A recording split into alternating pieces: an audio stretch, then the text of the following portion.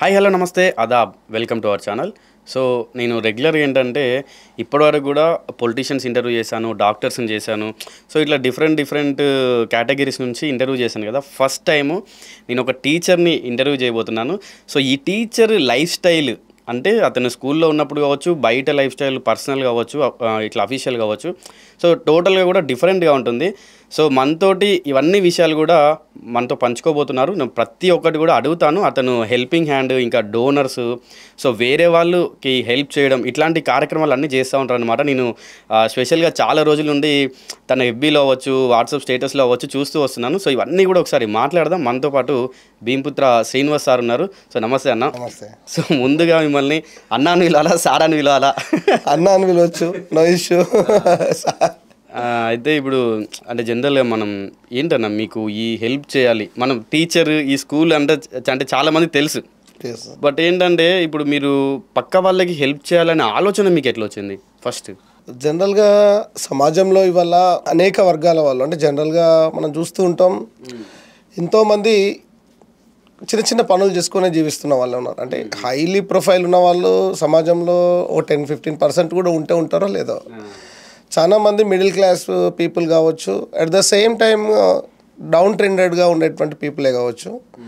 So వృత్తిపరంగా మేము చేస్తున్నటువంటి ఇప్పుడు ఉపాధ్యాయునిగా పిల్లలకు అందిస్తున్న సేవతో పాటుగా సమాజంలో అనేక మంది అట్టడుగు వర్గాల వాళ్ళు చాలామంది ఇబ్బంది పడుతున్నటువంటి క్రమాన్ని నేను స్వతహాగా నేను ఒక మిడిల్ క్లాస్ ఫ్యామిలీ నుంచి రావడం జరిగింది, ఇంకా కింది క్లాస్ నుంచే రావడం జరిగింది. సో కాబట్టి వాళ్ళు పడే కష్టం నేను అనుభవించాను, చూశాను. సో దట్స్ వై దాని నుంచి ఏంటంటే ఎంతో కొంత చదువుకున్న వ్యక్తులుగా ఈ సమాజానికి మనవంతుగా సహాయం చేయాలనేటువంటి ఉద్దేశంతో నేను సమాజంలో అంటే ఉద్యోగంలోకి వచ్చిన కానుండి కూడా ఒక కన్సర్న్తో పనిచేస్తూ ఉన్నాను. ఇటు నా వృత్తిపరంగా పనిచేస్తూనే 2016లో మా ఫ్రెండ్స్ అందరితో కలిపి, అంటే 10th క్లాస్ అందరు జనరల్గా గెట్ టుగెదర్లు ఏర్పాటు చేసుకుంటారు. గెట్ టుగెదర్ అంటే మీకు తెలిసిందే, ఇంక జనరల్గా కలవడము, ఏం చేస్తున్నారని పలకరించుకోవడం ఇట్లా. నేను జెడ్పిఎస్ఎస్ జైపూర్లో నా 10th క్లాస్ అయిపోయింది. జైపూర్లో 98-99 బ్యాచ్లో అయిపోయింది. చాలా ఇప్పుడు ఆల్మోస్ట్ అంటే మీరు అప్పుడు అయిపోయింది 99. నాకు తెలిసి 97-98 ఆ టైంలో పుట్టాను. అంటే మీరు చిన్నపిల్లలు మాకంటే. బట్ అందులో 2016లో ఫస్ట్ టైం మేము గెట్ టుగెదర్ అయినప్పుడు అనుకున్నాం అన్నట్టు, మా ఫ్రెండ్స్ ఒక 120 మంది ఉంటారు 10th క్లాస్మేట్స్. అరే నార్మల్గా అందరు కలిసినట్టే కాకుండా మనం గవర్నమెంట్ స్కూల్స్లో చదువుకున్నాం కాబట్టి, సో రకరకాల రంగాల్లో స్థిరపడుతున్నటువంటి సందర్భంలో మనం ఈ సమాజం మనల్ని చదివించింది కాబట్టి సమాజానికి పేబ్యాక్ టు సొసైటీలో భాగంగా ఏదైనా ఇద్దాము. దానికోసము అప్పుడు సోపతి వెల్ఫేర్ సొసైటీ అని చెప్పేసి స్టార్ట్ చేయడం జరిగిందన్న. దానికి ఏంటంటే ఫస్ట్ మేము చేసింది ఏంటంటే ఫస్ట్ బ్లడ్ డొనేషన్స్ ఒకటి. ఎవరైతే చదువులో అంటే చదువుతూ బేర్ చేసుకున్నటువంటి పరిస్థితుల్లో, డబ్బులు కట్టలేనటువంటి పేదరికంలో చదువుకోలేని పరిస్థితుల్లోకి నెట్టబడుతున్నటువంటి వాళ్ళ కోసం, హాస్పిటలైజ్ అయ్యి అక్కడి నుంచి పాపం వాళ్ళ ఇంటి దగ్గర నుంచి కూడా హాస్పిటల్కి వెళ్ళలేనటువంటి వాళ్ళ కోసం ఈ సంస్థ ఉపయోగపడాలని తీర్మానించుకోవడం జరిగింది. 2016లో నేను ఒకనే బ్లడ్ డోనర్ ఆ గ్రూప్లో. ఇప్పుడు దగ్గర ఒక 100 మంది దాకా నాకు బ్లడ్ డోనర్స్ మా ఫ్రెండ్స్తో సహా కలవడం. ఎస్. సో అట్లా ప్రారంభమైంది. అంటే 2016లో సోపతి వెల్ఫేర్ సొసైటీ ప్రారంభమైతే అక్కడ నుంచి ఇక నా ఫ్రెండ్స్తో కలిపి జర్నీ స్టార్ట్ కావడం జరిగింది. దాంట్లో 2019-20లో ఒక పెద్ద అఘాతం ప్రపంచాన్ని ఇది గడగడలాడించింది. అండ్ ఎందుకంటే పుస్తకాల్లో చూసాము ఒకప్పుడు ఏంటంటే 18th సెంచరీ 19th సెంచరీలో ప్లేగ్ లాంటి వ్యాధులకు సంబంధించి చూసాము. ఆ తర్వాత మనం పెద్దగా ఏం చూడలే. అంటే ప్రపంచం మొత్తం అంతలా వణికిపోయింది కోవిడ్ టైంలో. సో ఆ టైంలో చదువుకున్న వాళ్ళుగా మనము చాలా భయపడ్డాం, చదువుకున్న వాళ్ళమే. ఎందుకంటే చాలా వరకు అంత అవేర్నెస్ ఉన్నా కూడా భయపడ్డాం. ఏం భయపడ్డామంటే పేపరో పాల ప్యాకెట్ ద్వారానో దీని ద్వారా కోవిడ్ కాంటాక్ట్ అవుతుంది కాబట్టి అందరం బంద్ చేసుకొని తలుపులు వేసుకొని కూర్చున్నాం అవేర్నెస్ ఉన్న టైంలో. నేను పనిచేస్తున్న ప్రాంతం ఏంటంటే నేను నా సొంత మండలం నెన్నెల మండలే. నేను ఇప్పుడు నాకున్నటువంటి మా పూర్వీకులందరూ కూడా అక్కడే. సో నేను నా దగ్గరలో ఉన్నటువంటి ఒక 7-8 కిలోమీటర్ల దూరంలో ఉన్న నార్వాయిపేటలో పనిచేస్తున్నా. వాళ్ళకు అప్పటికే లాక్డౌన్లో సెలవులు ఇచ్చేసి, ప్రజలందరూ భయపడుతున్నారు. మేము అంటే జనరల్గా చదువుకున్న వాళ్ళుగా బాధ్యతగా ఏంటంటే వాళ్ళని ఏదన్నా అవేర్నెస్ చేయగలమా అనేటువంటి ఉద్దేశంతో చాలామంది మిత్రులను అడిగితే నువ్వు చచ్చే చదవక నీ ఫ్యామిలీ చదవక ఇంకా మాకెందుకు రుద్దుతున్నావురా అని చెప్పేసి చాలామంది అన్నారు. కానీ కొంతమంది ఏంటంటే అన్న ఏమైనా ఆర్థికంగా సహకరిస్తాము కానీ మేము రాలేము, మా ఇంట్లో ఇవి ఉన్నాయి, వెళ్ళలేమని చెప్పారు. So at the same time కొంతమంది టీచర్స్ సరే అన్న మీరు తీసుకున్న నిర్ణయం మంచిది, మేము కూడా కొంతమంది వస్తామని చెప్పేసి కొంతమంది మిత్రులు కూడా నాతో యాడ్ కావడం జరిగింది. నాకు చిన్న కారు ఆ రోజులలో ఉండే, ఏది ఆల్టో, అది ఒక అంబులెన్స్గా నాకు ఆ రోజులలో పనిచేస్తుంది. అవునా? అది ఒక ఫస్ట్ అవేర్నెస్ కార్యక్రమాలే తీసుకోవడం జరిగింది. డబ్బులు కూడా మా దగ్గర సాధారణ టీచర్లు మా దగ్గర డబ్బులే ఉంటాయి కానీ, సో అది అట్లా స్టార్ట్ చేస్తే 1,47,000 రూపాయలు ఆ రోజు కోవిడ్ టైంలో జమ అయినాయి మాకు. ఇట్లా హెల్పింగ్ కోవిడ్ వాలంటీర్స్ అని ఒక గ్రూప్ మేము క్రియేట్ చేయడం జరిగింది. సుమారు ఒక 200 మంది irrespective of organisation, irrespective of parties తోటి యూత్, ఇట్లా నా స్టూడెంట్స్ కొంతమంది ఇట్లా యాడ్ అయ్యి ఇంకా మొత్తంగా కోవిడ్ టైంలో మా మండల్లో 28 గ్రామాలు ఉండే. ఆ 28 గ్రామాల్లో దగ్గర ఒక 300 మంది దాకా కోవిడ్ విక్టిమ్స్ ఉండేది. 300 కోవిడ్ విక్టిమ్స్ ఉన్నారు. పాపం వాళ్ళకి ఏంటంటే కోవిడ్ నిర్ధారణ అయిన తర్వాత చిన్న గుడిసెల్లో ఉండేటటువంటి వాళ్ళకి క్వారంటైన్ అవ్వడానికి కూడా ప్లేసెస్ లేక ఆ గడ్డివాముల దగ్గర, వాగోట్ల దగ్గర ఉండేటువంటి పరిస్థితి, భయానికే చనిపోతారనేటువంటిది అనిపించి చదువుకున్న వాళ్ళుగా మనం ఏమైనా చేయాలా అనేటువంటి ఉద్దేశంతో పోలీస్ శాఖ పర్మిషన్ తీసుకొని, అప్పుడున్నటువంటి అక్కడ ఉండేటువంటి పోలీస్ పెద్దలతో పర్మిషన్ తీసుకొని, అట్లాగే డాక్టర్స్ హెల్ప్ తీసుకొని మేము హెల్ప్ లైన్ సెంటర్ స్టార్ట్ చేసి స్వయంగా అక్కడికి వెళ్ళి మందులు, మాస్కులు, వాళ్ళకి కావాల్సిన నిత్యావసరాలు ఇలా ఇస్తున్న క్రమంలో సుమారు 1,47,000 రూపాయలు మా మిత్రులతో జమ కావడం జరిగింది డోనర్స్ ద్వారా. సూపర్. అసలు అట్లా స్టార్ట్ అయినటువంటి జర్నీ దాన్ని క్లోజ్ చేద్దాం. కోవిడ్ అయిపోయింది, ఒక 2 years తర్వాత సేఫ్గానే ఉన్నాం కదా అని అనుకున్నాము. కోవిడ్ వాలంటీర్స్ క్లోజ్ చేయాలనుకున్నాం మా మండలం నుంచి, అక్కడి వరకు అనుకున్నాము. కానీ అక్కడ ఉన్నటువంటి చాలా మంది మిత్రులు ఏంటంటే అన్న ఇది రాజకీయాలకు అతీతంగా నడుస్తున్న సంస్థ కాబట్టి ఉంచుదాం, ఎవరికేం అభ్యంతరం లేదని చెప్తే అది ఇప్పుడు కంటిన్యూ అవుతుంది. సో ఆ మండల్లో ఎవరైతే హాస్పిటలైజ్ అయ్యి హాస్పిటల్ కూడా వెళ్ళలేని వాళ్ళ పరిస్థితులను గమనిస్తూ వాళ్ళని హాస్పిటల్ చేర్చే ప్రయత్నం చేస్తున్నాము. బ్లడ్ ఇవ్వడం కావచ్చు, అట్ ద సేమ్ టైం ఎవరైతే డబ్బులు లేకుండా పాపం చాలా పేదరికంలో ఉండి చనిపోయిన వాళ్ళకి అంత్యక్రియలు చేయాలనే పరిస్థితుల్లో ఉన్న వాళ్ళకు కూడా, అది ఆ ప్లేసే అని కాదు, ఆ మండలనే కాదు, ఏ ప్రాంతంలో మా దృష్టికి వచ్చినా కూడా సుమారు ఇప్పటికి ఒక 7-8 అంత్యక్రియలు కూడా డబ్బులు జమ చేసి వాళ్ళకి ఇవ్వటము. ఇట్లా అంటే ఒక మనిషి. నేను ఇంకొకటి మెయిన్గా గమనించింది ఏంటంటే, ఇప్పుడు జనరల్గా ఏదైనా ఎన్జిఓస్ వాళ్ళు కానీ ఇట్లా మీలాంటి సంస్థ కానీ ఎవరైనా డొనేట్ చేసిన అమౌంట్ని ఏంటంటే మాకు ఇంత అమౌంట్ వచ్చింది, ఇంత అమౌంట్ అయిందని చెప్పి ఇచ్చేస్తారు అంతే. కానీ నేను మీ స్టేటస్ చూసినప్పుడు ఏంటంటే ఎవరెవరైతే అమౌంట్ పంపారో దాన్ని స్క్రీన్ షాట్ తీసి వాళ్ళని విష్ చేయడం కానీ, థ్యాంక్ యూ అని చెప్పడం కానీ, మళ్ళీ అవన్నీ తీసుకొచ్చి ఒక బుక్లో ఎంత వచ్చిందని చెప్పి దాన్ని క్యాలిక్యులేట్ చేసి మళ్ళీ మీరు దాన్ని పెట్టడం, ఇది ఎందుకు మరి? ఇది ఇట్లా అంటే ఒకటన్నా ఏంటంటే ఇప్పుడు ఫెయిర్నెస్ కోసం అంటారా?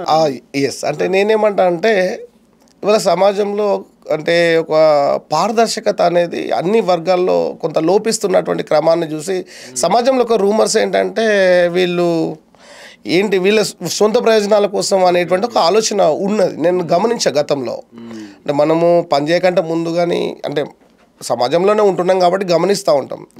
నేనేమంటా అంటే తన పిల్లల కోసమో తన అవసరాల కోసమో దాచుకున్న డబ్బులు, ఒకతను ఒక 100 రూపాయలు మనల్ని నమ్మి పంపిస్తున్నారంటే తన కోసం, తన అవసరాల కోసం దాచుకున్న డబ్బులు, అయ్యో పేదరికంలో ఉన్నారు, కనీసం వాళ్ళు దీంతో గెటాన్ అవుతారు అనేటువంటి ఒక ఆలోచన వచ్చి మనకు అంత నమ్మకంగా పంపించినప్పుడు వాళ్ళను విజయడం ఒకటైతే వాళ్ళ ద్వారా మోటివేషన్ తీసుకునేటటువంటి సమాజం కూడా ఉంటుంది అనేటువంటి ఒక ఆలోచన అయినప్పుడు, ఇంకోటి ఏంటంటే డబ్బులు అందుతున్నాయి, ఎవరు నిజమైన బాధితులకు ప్రతి పైసా అందుతుంది, ఆ ఇచ్చిన డబ్బుకు ఒక క్రెడిబిలిటీ ఇవ్వాలి, తద్వారా ఏంటంటే ఒక పారదర్శకత అనేటువంటిది ఉండాలి అనే ఉద్దేశంతో నేను అట్లా చేస్తే కొంత కష్టమవుతుంది.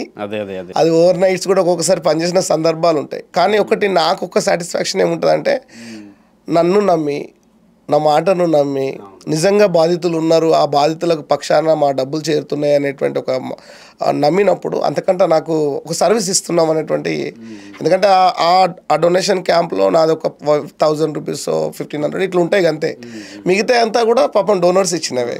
సో వాళ్ళందరికీ కూడా ఒక పారదర్శకంగా లెక్క చెప్పగలిగితే అది వాళ్ళకు సమాజానికి ఒక మంచి సంకేతం ఇచ్చిన వాళ్ళం అవుతామనే ఉద్దేశంతో అట్లా వెళ్ళాను. సో దాంతో ఇవాళ ఏమైందంటే కోవిడ్ వాలంటీర్స్ పేరుతోటి ఇప్పటికీ ఒక 8,50,000 నుంచి 60,000 వరకు విక్టిమ్స్కి అందజేయగలిగినామన్నా. 8 లక్షల అమౌంట్, 8 నుండి 9 లక్షల 9 లక్షల మధ్యలో ఇవ్వగలిగిన అంటే అన్నారు అనిపిస్తుంది. నేను ఒక జనరల్గా సాధారణమైన టీచర్, నేను నాకు షాకింగ్ ఉంది చెప్తుంటే.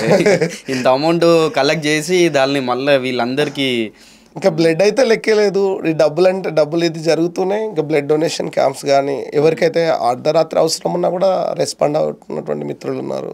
ఐ డొనేషన్స్ ఎవరికైనా చనిపోయినప్పుడు మోటివేట్ చేసి అక్కడున్న స్వచ్ఛంద సంస్థలతో కలిసి ఐ డొనేషన్స్ కానీ, తర్వాత బాడీ డొనేషన్స్ కానీ ఇవన్నీ కూడా జరుగుతూ ఉన్నాయి. నేనేమంటా అంటే అన్న, మనిషికి మనిషే సాయం చేస్తాడన్న. జనరల్గా జంతువులను వాటి వీటిని మనం బిలీవ్ చేస్తూ ఉంటాము. వాస్తవం కొన్ని జంతువులు ఇవి మనకు విశ్వాసంగా ఉంటాయి అట్లా అంటాము, ఓకే అక్కడ వరకు. కానీ మనకు ఒక మైండ్ ఉంది, ఎదుటి వాని పెయిన్ అర్థం చేసుకోగలుగుతాం. కంపాషన్ మనకు మాత్రమే ఉంటుంది. కాబట్టి మనిషికి మనిషి సాయం చేయాలి కదా. మనిషి దేవుడి రూపంలో వస్తారు అంటారు కదా, ఆ మనిషికి మనిషి నిల్చుంటేనే దేవుడు అనుకోవచ్చు, అనుకోవచ్చు. నమ్మే వాళ్ళకు అంటే విశ్వాసం వాళ్ళకి ఏదైనా ఉండొచ్చు అన్న. అండ్ నాకు తెలిసి అయితే నేను మనిషికి మనిషే సాయం చేయగలుగుతాడు కాబట్టి మనం చేయాలి. అంటే మీరు ఇవన్నీ కార్యక్రమాలు ఈ పద్ధతిలో నడవాలంటే ఎవరి రూట్ లో వెళ్తున్నారంటే, ఎవరినైనా ఇన్స్పిరేషన్ గా తీసుకున్నట్టు ఏమన్నా ఉందా, లేదంటే ఏంటి ఇది ఎట్లా? అంటే నేను సమాజంలో నాకు తెలిసి చరిత్ర చదువుతున్నటువంటి క్రమంలో అట్టడుగు వర్గాల వాళ్లకు సమానత్వం కావాలని మొదటి నుంచి ఉద్యమం చేస్తున్నటువంటి వ్యక్తుల యొక్క జీవితాలను చదివినవాడిని సార్ నేను. దీంట్లో ముఖ్యంగా నేను ఫస్ట్ ఇన్స్పైర్ అయినటువంటి వ్యక్తి జ్యోతిరావు పులే, సావిత్రిబాయి పులే గారు. వాళ్ళ లైఫ్ ఎంతగా అనిపిస్తుంది అంటే, జ్యోతిరావు పులే గారు జీవితం మొత్తంగా కూడా ఇవాళ భారతదేశంలో అందరికీ విద్య రావాలని మొట్టమొదటిసారిగా గలమెత్తింది ఆయనే. ఎందుకంటే అనేక రుగ్మతల మధ్యలో భారతీయ సమాజం ఉండే, కొంతమందికి ఈ వర్గాలు మాత్రమే చదువుకోవాలి అనేటువంటి ఒక రిస్ట్రిక్షన్స్ ఉన్నటువంటి క్రమంలో దాన్ని బ్రేక్ చేయడానికి ప్రయత్నం చేసినటువంటి వ్యక్తి జ్యోతిరావు పులే గారు. చాలా గమ్మత్తుగా ఏంటంటే, మనకు చదువు చెప్పడానికి టీచర్స్ ముందుకు రాకపోతే తన భార్యకి చదువు చెప్పి సావిత్రిబాయి పులే గారిని ఒక టీచర్ గా తయారు చేయడం జరిగింది. సో ఆమె లైఫ్ స్టైల్లో మనం గమనిస్తే అన్న, జ్యోతిరావు పులే గారు చనిపోయిన తర్వాత ప్లేగ్ వ్యాధి పుణే నగరంలో విస్తృతంగా వస్తున్నటువంటి క్రమంలో వాళ్ళు పిల్లల్ని కూడా కనకుండా సమాజం కోసం పనిచేసారు. ఒక ఇది వితంతుకు పుట్టినటువంటి యశ్వంతరావును డాక్టర్ గా చేసి సమాజానికి సేవలు అందిస్తున్న క్రమంలో ప్లేగ్ వ్యాధి విస్తృతంగా ఉన్న సందర్భంలో ఆ రోజు ఇట్లాంటి ప్రికాషన్స్, క్వారంటైన్ ప్రికాషన్స్ కూడా ఏం లేవు. ఆ టైంలో ప్లేగ్ వ్యాధి వచ్చి చచ్చిపోతా అని తెలుసు తనకు. కానీ కనీసం ఆ పిల్లలకు తిండి పెట్టగలుగుతా, అనాథ పిల్లలకు, ఆ వ్యాధిగ్రస్తులకు సేవ చేయగలుగుతా అనేటువంటి ఆలోచనతో సావిత్రిబాయి పులే గారు సేవ చేస్తూనే ఆ ప్లేగ్ వ్యాధితో చనిపోవడం జరిగింది. అంటే ఒక 200 సంవత్సరాల క్రితం ఆమె అంతలా ఆలోచించినప్పుడు వాళ్ళ వారసత్వాన్ని పుణికిపుచ్చుకున్నటువంటి డాక్టర్ బాబాసాహెబ్ అంబేద్కర్ గారు కూడా అంతకంటే సమాజంలో విస్తృతంగా పనిచేయడం జరిగింది. వీళ్ళందరూ పనిచేస్తున్నటువంటి సందర్భంలో ఒకటే వాళ్ళ సొంత జీవితాలను సమాజం కోసం త్యాగం చేశారు. వాళ్ళ టైంలో ఏం లేదన్న. ఇవాళ మీరు నన్ను అసలు పేపర్స్ లేవు, వాళ్ళ పేపర్స్ కొన్ని చిన్న లిమిటెడ్ సోర్సెస్ ఉన్నాయి, డబ్బులు లేవు, సమాజంలో అసలు సపోర్ట్ చేసే వాళ్ళు లేరు. అట్లాంటి టైంలో ఉన్న వాళ్ళ అట్లా ఉన్నప్పుడు ఇవాళ ఇంత విస్తృతమైన సమాజంలో మీడియా ఉంది, రకరకాల సోర్సెస్ ఉన్నాయి. ఇవాళ మనం ఇన్ని సోర్సెస్ ను వాడుకుంటే ఎంత మంచి చేయొచ్చు అంటే వాటిని ఇంప్లిమెంట్ చేస్తే. అఫ్ కోర్స్ చెడు ఉంది, చెడుకి ఎక్కువ అట్రాక్ట్ అవుతున్న సమాజము ఉంది, కానీ దీన్ని ఎక్కడో అక్కడ బ్రేక్ చేయాలి. ఎందుకంటే ఇవాళ చెడు చెడు చెడు అని మనం మాట్లాడుకుంటే అదే చెడును ఎక్స్పోజ్ చేయడం కంటే మంచి వైపు కనీసం సమాజం అంటే గతమంతా మంచి ఉంది, గతంలో ఉండేటటువంటి చాలా మంది వ్యక్తులు బుద్ధుని కాడ నుంచి మొదలుకుంటే చాలా మంది వ్యక్తులు సమాజం కోసం పనిచేసినటువంటి వ్యక్తులు, వాళ్ళ పరంపరగా మనం గమనించినప్పుడు వాళ్ళ దగ్గర నుంచి వారసత్వంగా చదువుకున్న వ్యక్తులుగా ఖచ్చితంగా ఈ సమాజం వైపు నిలబడి ఎంతో కొంత మనతోటి, మనము చివర కాదు మనం మొదట కాదు, మనం నడుస్తున్న కాలం లోపల ఎంతవరకు సాధ్యమైతే అంతవరకు చేయాలనే ఉద్దేశంతో వాళ్ళని ఇన్స్పిరేషన్ గా తీసుకొని వాళ్ళ అడుగుజాడలో నడుస్తున్నటువంటి వ్యక్తిని నేను. సో అయితే మరి ఇవన్నీ బాగున్నాయి కానీ అంటే స్కూల్కి ఒక పిల్లలు యూనిఫామ్ వేసుకొని వస్తారు, లేదంటే మనం కొన్ని వీడియోస్లో ఏంటంటే అమెరికాలో యూఎస్లో ఏంటంటే బాడీ ఆర్గన్స్ కనిపించడానికి వాళ్ళు డ్రెస్లు వేసుకొని వస్తారు. కానీ నేను మన దగ్గర చూసింది చాలా రేర్ అంటే రేర్. ఏంటి ఈ పిల్లల దగ్గరికి యూనిఫామ్ వేసుకొని వెళ్ళి మళ్ళీ వాళ్ళకి ఏంటంటే ఆర్గాన్స్ గురించి ఒక డ్రెస్ దాన్ని మళ్ళీ తీసుకొని వెళ్ళి ఇంత చెయ్యాలి అన్న ఈ ఆలోచన ఎట్లా వచ్చింది? అంటే ఇంకా నేను 2002 డిఎస్సిలో టీచర్గా రావటం జరిగిందన్న. 2002లో. అంతకంటే ముందు 2001లో నేను ప్రైవేట్ పాఠశాలలో పనిచేయడం జరిగింది. అంతకంటే 2001లో నేను డ్రాప్ అవుట్. యాక్చువల్లీ ఇంటర్ తర్వాత మా నాన్న చదువు ఆపేయడం. ఆ రోజు అనుకున్నా నా చదువు ఆపేయద్దని ఫస్ట్. ఇంకా నేను నా జర్నీలో భాగంగా చూస్తున్న క్రమంలో అనేక గ్రామీణ ప్రాంతాల్లో పనిచేసినాను. అక్కడ ఏంటంటే అదే మొదటిసారి టీచర్స్ వచ్చినటువంటి ఏరియాస్ కూడా ఉన్నాయి. అంటే మేము వెళ్ళడమే మొదటిసారిగా టీచర్స్ అక్కడ వెళ్ళినటువంటి స్కూల్స్ కూడా ఉన్నాయి. ఎందుకంటే ఇక్కడ టౌన్స్ లో డిఫరెంట్ గా మనం ఒక 100-200 సంవత్సరాల నుంచి కూడా స్కూల్స్ చూస్తున్నాం కదా. 20 సంవత్సరాల క్రితం కూడా స్కూల్ లేనటువంటి గ్రామాలు ఉన్నాయి. అక్కడ చదువుకోని వాళ్ళు ఎవరు అంటే ఎక్కువగా down trended people, SC ST BC. So ఆ వర్గాల కోసం పనిచేస్తున్నప్పుడు చాలా డిఫికల్టీస్ ఫేస్ చేయాల్సి వస్తుంది. ఏంటంటే పిల్లడికి బడి అంటే తెలియదు, బడికి అలవాటు కావడం ఒక టాస్క్. అక్కడికి పోతే టీచర్స్ కొడతారు అనేటువంటి ఒక రకమైనటువంటి ఒక భయం, అంటే ఫోబియాలో పిల్లలు ఉన్నటువంటి క్రమం ఇప్పటికి కూడా మనం గమనించవచ్చు అన్న. ఏంటంటే పిల్లలు ఎక్కడ అలర్ట్ చేసినా కూడా నేను స్కూల్ కి పంపిస్తారు. అది చిన్నప్పటి నుండి అది ఆ ఫోబియా చిన్న పిల్లల దగ్గర నుంచి ఉంటది. సో ఎక్కడో ఒకడ బ్రేక్ చేయాలి. అంటే పిల్లడు నా ఉద్దేశం ఏంటంటే చదువు అంటే ఇష్టంగా రావాలి, టీచర్ ను ఇష్టపడే రావాలి. ఆ టీచర్ ఇవాళ మా టీచర్ కొత్త విషయాలు నాకు చెప్పగలుగుతాడు అనేటువంటి ఉద్దేశంతో రావాలి. టీచర్ కు నాకు మధ్యలో గ్యాప్ లేదు, అంతరం లేదు, నేను టీచర్ ఒక్కటే. అంటే నేను అనేది ఏంటంటే గౌరవం ఉంటది, అది వేరు, అక్కడి వరకే చూడాలి మనం. కానీ ఏదో పెద్ద మనల్ని ఈయననేదో అంటే భయపడేటటువంటి వ్యక్తిగా చూసినట్టు చూడొద్దు అనే ఉద్దేశంతో నేను యూనిఫామ్ స్టార్ట్ చేయడం జరిగింది. నేను ఎంతగానో ఇష్టపడే సావిత్రిబాయి పూలే గారి జన్మదిన సందర్భంగానే 5 సంవత్సరాల క్రితం 2001లో నేను యూనిఫామ్ వేసుకోవడం స్టార్ట్ అయింది. ఇప్పుడు నాతో పాటు పిల్లలు ఫ్రెండ్లీగా చాలా ఫ్రెండ్లీ మూవ్ అవుతారు. వాళ్ళు నేను వేరు కాదు, ఎందుకంటే ఈ సమాజంలో ఎవరి నుంచి ఎవరమైనా నేర్చుకోవచ్చు. సో అనే ఉద్దేశంతో యూనిఫామ్ అనేది స్టార్ట్ చేయడం జరిగింది 2021లో. అంతకంటే ముందు నుంచి నేను ఏంటంటే ఎక్కువగా పిల్లల విషయంలో ఏంటంటే చదువు ఈజీ చేయాలి. చదువు అంటే ఇప్పుడు మనకు ఉండేటటువంటి ఇప్పుడు బయట వెదర్ లో ఎన్వైరన్మెంట్ తో కనుక లింక్ చేయగలిగితే తను తిరుగుతున్నటువంటి ప్లేస్ లోనే ఎడ్యుకేషన్ ఉన్నది అనేటువంటి విషయం కనుక పిల్లడు తెలుసుకోగలిగితే చదువును వదిలేయడు. దాంట్లో ఏంటంటే ముఖ్యంగా ఈ ఫీల్డ్ వర్క్స్ మీద నేను అంటే ఫీల్డ్ ట్రిప్స్ మీద బాగా దృష్టి పెట్టాను. ఎందుకంటే పిల్లలు బడి ఎగ్గొట్టి పొలాలలో కానీ తర్వాత వాగులు వంకలు ఏరియాలు ఆడుకునేది. సిలబస్ లో చూస్తే అవే ఉన్నాయి. వాటర్ సోర్సెస్ అంటే వాగులు వస్తాయి, తర్వాత చెరువులు వస్తాయి, ఇవన్నీ వస్తాయి. సో దానికి రిలేటెడ్ గా మనం సబ్జెక్ట్ చేసి అక్కడికే తీసుకుపోయి క్లాసెస్ చెప్పడం అనేది నేను 2002-03లోనే స్టార్ట్ చేయడం జరిగింది. పొలాల దగ్గర తీసుకెళ్లడం, అట్ ద సేమ్ టైమ్ చెరువులు, కాలువలు, తర్వాత గవర్నమెంట్ ఆఫీసెస్, ఇట్లా రకరకాల ప్లేసెస్ తీసుకెళ్లేవాడిని. అప్పుడు ఏంటంటే చాలా మంది ఏంటంటే తెలియని వాళ్ళు ఏమనే వాళ్ళు అంటే ఈ సార్ కెడ పని లేదు, అటు ఇటు తిప్పుతున్నాడు.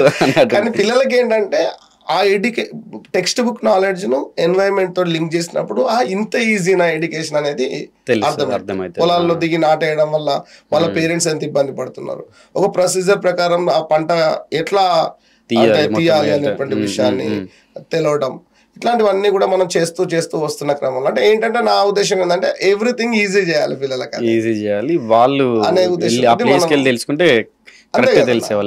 ఎప్పుడైతే ఒక పిల్లడు స్కూల్ కి వచ్చి భయం లేకుండా రావడం ఒక ఎత్తు అయితే, నేర్చుకోవాలనే తపన వచ్చింది అనుకోండి, అల్టిమేట్ గా వాడు ఆగాడు. అక్కడ కీ ఇచ్చిన కీ ఎక్కడో తను అనుకున్న గోల్ ను రీచ్ అయ్యేదాకా అది నడుస్తూనే ఉంటది. మళ్ళీ ఇప్పుడు మీరు ఇట్లాంటి యాక్టివిటీస్ అన్ని చేస్తా ఉంటే పిల్లలకు మీకు మధ్య ఈ బాండింగ్ ర్యాప్ విపరీతంగా పెరుగుతుంది కదా. 100%. ఎందుకంటే నేను గతంలో గమనించాను, చాలా స్కూల్లో నుంచి నేను ట్రాన్స్ఫర్ అయ్యంటే నేను ఇప్పటికీ పనిచేసిన స్కూళ్ళు 4 స్కూళ్ళు మారాను. ఏ స్కూల్లో నుంచి బయటికి వస్తున్నా కూడా ఆ విలేజ్ గానీ ఆ పిల్లలు కానీ నన్ను వదులుకోవడానికి ఇష్టపడలే, బాధపడము, ఏడవడం. కానీ ఉద్యోగ జీవితంలో తప్పకుండా మనం ఆ పరిస్థితులను మార్చాల్సి వస్తుంది. సో అట్లా ఫీల్డ్ వర్క్స్ లో స్టార్ట్ అయినటువంటి నాది. సో ఇంకా పిల్లలకి ఇంకేమైనా ఇవ్వగలుగుతామా అనేటువంటి ఉద్దేశంతో నేను ఏం చేశానంటే, ఇప్పుడు 5th క్లాస్ అంటే 3rd క్లాస్ నుంచే మానవ శరీరం మీద పిల్లలకు చాప్టర్స్ ఉన్నాయి EVS లో. అవును. సో ఏంటంటే ఇప్పుడు మనకు ముఖ్యంగా చాలా వరకు ఏమవుతుంది అంటే, అది ఆ పిల్లలకు ఒక అమూర్తం అంటే అంటే అన్నోన్ థింగే. ఎందుకంటే గుండె అంటే ఇట్లా ఏది పిడికిలి అంతా ఉంటది, లెఫ్ట్ లో ఉంటది, ఇదంతా మనకు ఒక అన్నోన్ కాన్సెప్ట్. సో దీని నుంచి మనము ఇంకా పిల్లలకి ఇంకా బెటర్ దాన్ని ఏమన్నా ఇవ్వగలుగుతామని చాలా ఆలోచించటం. నేను నా బ్యాక్గ్రౌండ్ కూడా సైన్స్ సబ్జెక్టే కాబట్టి. సో దాంట్లో భాగంగా ఏంటంటే టీ-షర్ట్స్ మీద ఆర్గాన్స్ ప్రింట్ చేయడం జరిగింది. సో మీకు చూడొచ్చు, నేను ఇది గతంలో మనము చాలా సార్లు అంటే ఇది ఒక 5 సంవత్సరాల నుంచి నేను ఇంప్లిమెంట్ చేస్తున్నాను. 5 ఇయర్స్ నుంచి టీ-షర్ట్స్. ఓకే, ఈ టీ-షర్ట్ పైన టీ-షర్ట్స్ పైన వేసుకోవడం జరిగింది అన్న. ఇవేంటంటే దీనికి కూడా భూమిక అంటే బ్యాక్గ్రౌండ్ ఏంటంటే, ఇప్పుడు రాజకీయ నాయకులు వచ్చినప్పుడు వాళ్ళ బొమ్మలు వేసుకొని బయట తిరుగుతా ఉంటారు. అంటే జస్ట్ మూవీస్ అప్పుడైనా రాజకీయ నాయకుల ప్రచారంలో వాళ్ళ అదొకటి. తర్వాత పండుగలు అయినప్పుడు కూడా వినాయక చవితి కావచ్చు అట్లాంటప్పుడు వేసుకుంటారు. సో ఈ టీ-షర్ట్స్ నాకేమన్నా యూజ్ అవుతాయేమో అనే ఉద్దేశంతో నేను ఇంటర్నెట్ నుంచి బొమ్మలు డౌన్లోడ్ చేసుకొని ఇంకా వేసుకోవడం జరిగింది. సో పిల్లలు ఇది వేసుకొని చూసినప్పుడు ఇది ఇప్పుడు సర్క్యులేటర్ సిస్టమ్ లో అన్ని కరెక్ట్ ప్లేస్ అవుతాయి. ఇప్పుడు నేను వేసుకున్నా, మీరు వేసుకున్నా కూడా.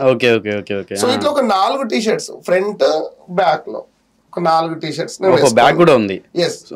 జస్ట్ ఎందుకంటే మాకు TLM లో ఇంత ఖర్చు పెట్టుకోవద్దు, పిల్లలకు లాంగ్ టర్మ్ ఉండాలి, తక్కువ ఖర్చులో అయిపోవాలనే ఉద్దేశంతో ఇది ఒక సర్క్యులేటరీ సిస్టమ్ మొదలుకుంటే డైజెస్టివ్ సిస్టమ్, తర్వాత రెస్పిరేటరీ సిస్టమ్, ఇట్లా మనం ఇవన్నీ చూసుకోవచ్చు అన్న. ఇవన్నీ కూడా మనం డిఫరెంట్ అంటే ఒక 8 కాన్సెప్ట్స్ మనకి ఇచ్చినటువంటి 5th క్లాస్ లెవెల్ దాకా ఉన్నటువంటి అన్ని కూడా ఇవ్వటం జరిగింది. సో ఇంకా బాగా క్లారిటీ అర్థమవుతాయి కదా పిల్లలకి, వాళ్ళు ఫీల్ అవ్వచ్చు. ఇది వాడు వేసుకుంటాడు అన్న, పిల్లడు వేసుకుంటాడు, నేను వేసుకుంటాను టైం వచ్చినప్పుడు, నేను క్లాస్ చెప్పేటప్పుడు పిల్లలకి ఇచ్చేస్తా, వేసుకుంటే లంగ్స్ ఇట్లా ఉన్నాయి, ప్లేస్ లో ఉంటే ప్రాపర్ గా వాళ్ళకి వర్క్ చూసుకోవాలి. సో ఇది మనము 2001లో 2021లో మనం స్టార్ట్ చేసామన్నా. 2021 క్యాప్ అన్న. ఇది బ్రెయిన్ చూడడం ఇట్లా వేసుకున్నా అనుకోండి, మీరు కానీ వేరే పిల్లలకి మిగతా వాళ్ళు చూడవచ్చు. బ్రెయిన్ సింపుల్ గా చాలా బాగుంది ఐడియా. ఇదేంటంటే మనం ఇంటర్నల్ ఆర్గాన్స్ చూపెట్టడం కొంచెం ఇబ్బంది అయినటువంటి క్రమం లోపల ఇది పిల్లలకు 5th క్లాస్ లెవెల్ వరకు పిల్లలకు చాలా ఈజీ అవుతుంది. అంతకుముందు 8th క్లాస్ దాకా ఉండే నా స్కూల్. అక్కడ నుంచి నేను ట్రాన్స్ఫర్ అయినప్పుడు నేను మళ్ళీ PS కి రావడం జరిగింది. సో అక్కడ ఇది చాలా యూజ్ అయింది. ఇది దాదాపు రాష్ట్రంలో అప్పటికి ఉమ్మడి రాష్ట్రంలో ఉన్న వాళ్ళు కూడా చాలా మంది ఇన్స్పైర్ అయ్యి చాలా మంది ఇంప్లిమెంట్ చేస్తున్నారు.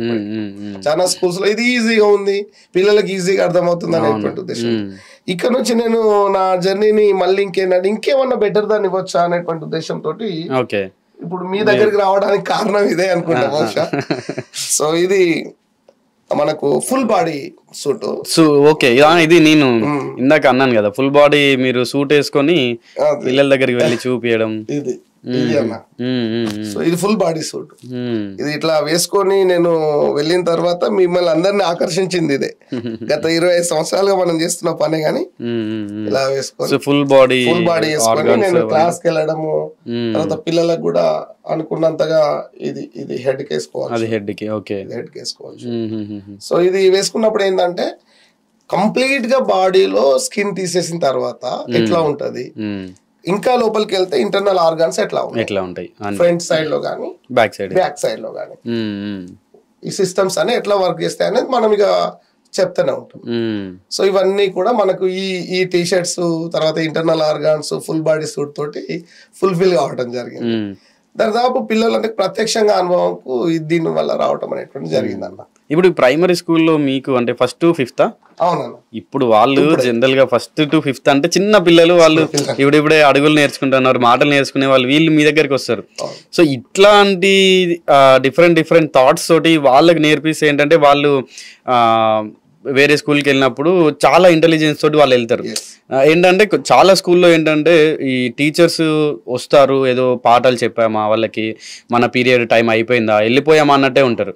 బట్ మీలాంటి వాళ్ళు నిజంగా ఏంటంటే ఒక్కొక్క స్కూల్లో కనీసం ఒక్కరున్నా కూడా అన్ని స్కూల్లో అందరూ మీలా ఉండాలని ఆకపోయినా కూడా ఇప్పుడు మనం డిఫరెంట్గా డెఫినెట్లీ చూసినట్టయితే సిటీస్లో మనకేంటంటే ఈ టీచింగ్ అవ్వచ్చు, టీచర్స్ అవ్వచ్చు, ఇదంతా కూడా సపరేట్ ఉంటుంది. గ్రామాల్లోకి వెళ్తే అక్కడ వచ్చేటువంటి టీచర్స్ కూడా వేరే వేరే ప్లేసెస్ నుండి వస్తారు, వీళ్ళ క్లాసెస్ చెప్పి వెళ్తారు.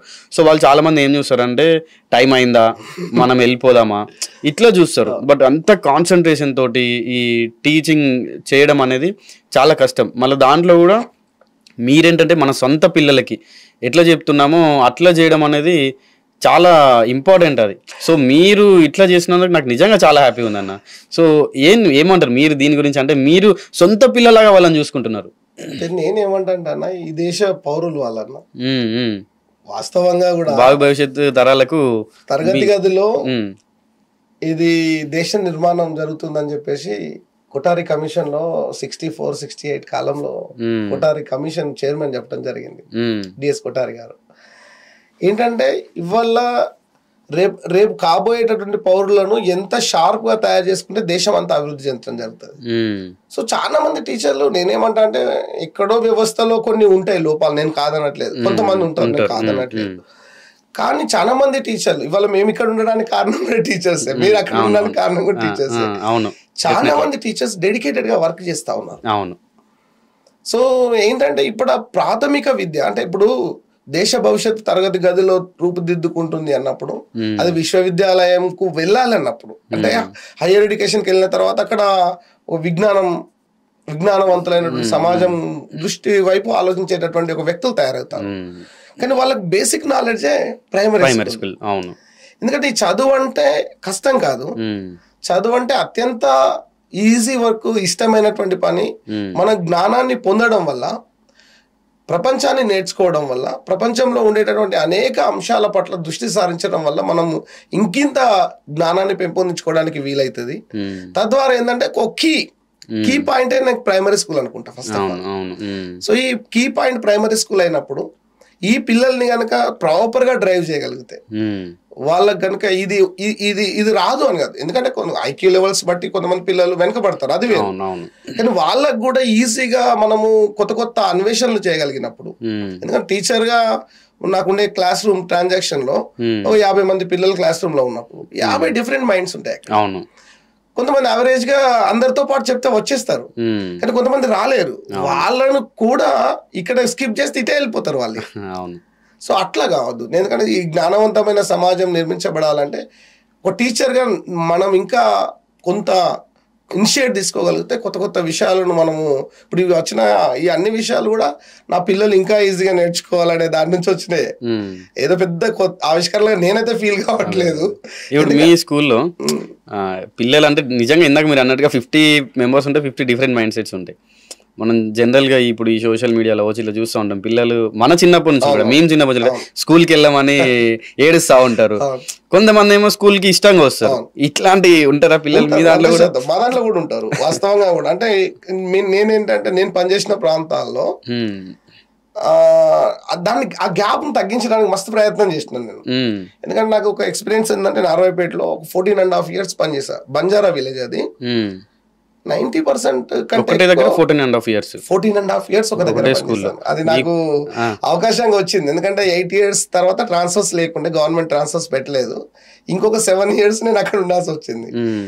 ఎంతలా పనిచేశానంటే, ఒకప్పుడు అది గుడ్లపుట్టంలో ఉన్నటువంటి స్కూలు నేను వచ్చే కల్లా అది ఒక కార్పొరేట్ స్కూల్ లా తయారు చేసుకోవడం జరిగింది.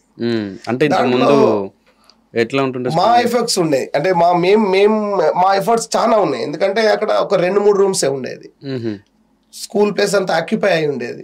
అంటే ఎట్లా ఆక్యుపై అంటే వేరే వాళ్ళు, అక్కడ ఉన్నటువంటి వాళ్ళు వేరే గుడిసెలు వేసుకొని ఉండడం కావచ్చు, స్కూల్ గ్రౌండ్ లో.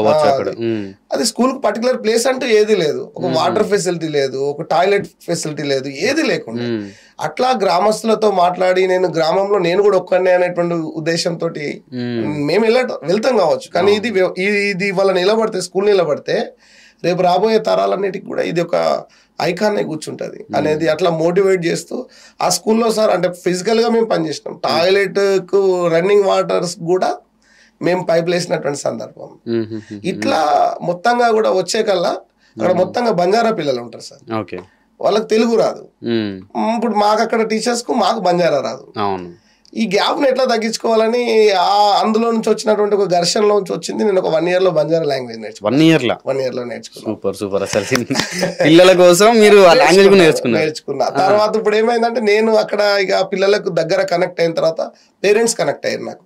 అప్పుడు ఆ స్కూల్లో ప్లేస్ లేని ప్లేస్ లో ఒక పేరెంట్ ప్లేస్ ఇచ్చి ఆ అడిషనల్ రూమ్స్ కట్టేయగలిగిండు.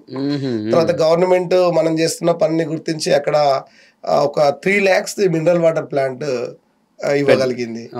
ఒక్క టాయిలెట్ కూడా, టీచర్స్ కూడా బయటికి వెళ్ళేది ఆ రోజులలో. ఒక్క టాయిలెట్ కూడా లేనటువంటి స్కూల్లో 4 టాయిలెట్స్ రన్నింగ్ వాటర్ తో సహా ఇవాళ విత్ టైల్స్ తో సహా ఏర్పాటు కాగలిగింది. అన్ని క్లాస్ రూమ్స్ వచ్చేసినాయి, కాంపౌండ్ వాళ్ళు రాగలిగింది. అంటే టీచర్ గా ఇనిషియేట్ తీసుకుంటే సమాజం మనెంబడి ఉంటది. సమాజం మనెంబడి ఉంటే తప్పకుండా ప్రభుత్వాలు కూడా వాళ్ళు చేయాల్సిన పని చేస్తాయి అనేది నా నమ్మకం. అంటే వాళ్ళకి ఇప్పుడు ఇవాళ అది ఐకాన్ ఇవ్వగలిగినాం. చాలా మంది పిల్లలు రకరకాల రంగాల్లోకి వెళ్ళి స్థిరపడడం కూడా జరిగింది. నేనేమంటా అంటే మనం పిల్లల్ని అక్కడనే కనుక కరెక్ట్ పట్టుకోగలిగితే, కరెక్ట్ డ్రైవ్ చేయగలిగితే 100% సమాజంలో వాళ్ళు, ఎందుకంటే అందులో ఏ పిఎం ఉన్నారో ఏ సీఎం ఉన్నారో ఎంతమంది ఉన్నారు, ఎన్నో కళలతో ఎన్నో ఆశలతో సమాజంలో ఉండే తల్లిదండ్రులు మన దగ్గరికి పంపిస్తున్నారు. చదువు ఒక్కటే మమ్మల్ని మారుస్తుంది. సో వాటిని పట్టుకోవాల్సినటువంటి వ్యక్తులుగా మనం పట్టుకుంటున్నాం, మూవ్ చేస్తున్నాం. సో నాకు చిన్నప్పుడు జనరల్గా మాది కూడా ఒక మారుమూల గ్రామం, ఇక వరంగల్ దగ్గర. మా స్కూల్లో కూడా ఒక టీచర్ ఉండేవాడు అనమాట. సో మా ఏంటంటే మా అక్కడ ఉన్నటువంటి స్కూల్లో 1st to 7th అంటే అక్కడి వరకే ఉంటుంది అప్పర్ ప్రైమరీ. మా సార్ ఎవరైతే ఉన్నారో ఒక అతను హన్మకొండ నుండి మా గ్రామానికి వచ్చేవారు అనమాట రెగ్యులర్గా. సో నాకు అతను గుర్తొస్తున్నారు మీరు మాట్లాడుతుంటే. ప్రతి ఒక్క స్టూడెంట్ని అంటే తన గోల్కి రీచ్ అయ్యేలాగా ప్రతి ఒక్కటి హెల్ప్ చేయడం కానివ్వండి. అది నేను జనరల్గా మా డాడీ చనిపోయారు అనమాట చిన్నప్పుడు. సో నన్ను తీసుకొచ్చి ఇక్కడ సిటీలోకి తీసుకొచ్చి ఒక హాస్టల్లో జాయిన్ చేయించి నా 10th కంప్లీట్ అయ్యేంత వరకు నాకు అతను తోడుగా ఉండి, నాకు ఒక్కడికి కాదు అంటే ఇట్లా స్కూల్లో ఉన్నటువంటి వాళ్ళందరూ కూడా వాళ్ళ గోల్స్ రీచ్ అయ్యేలాగా అతను చేశారు.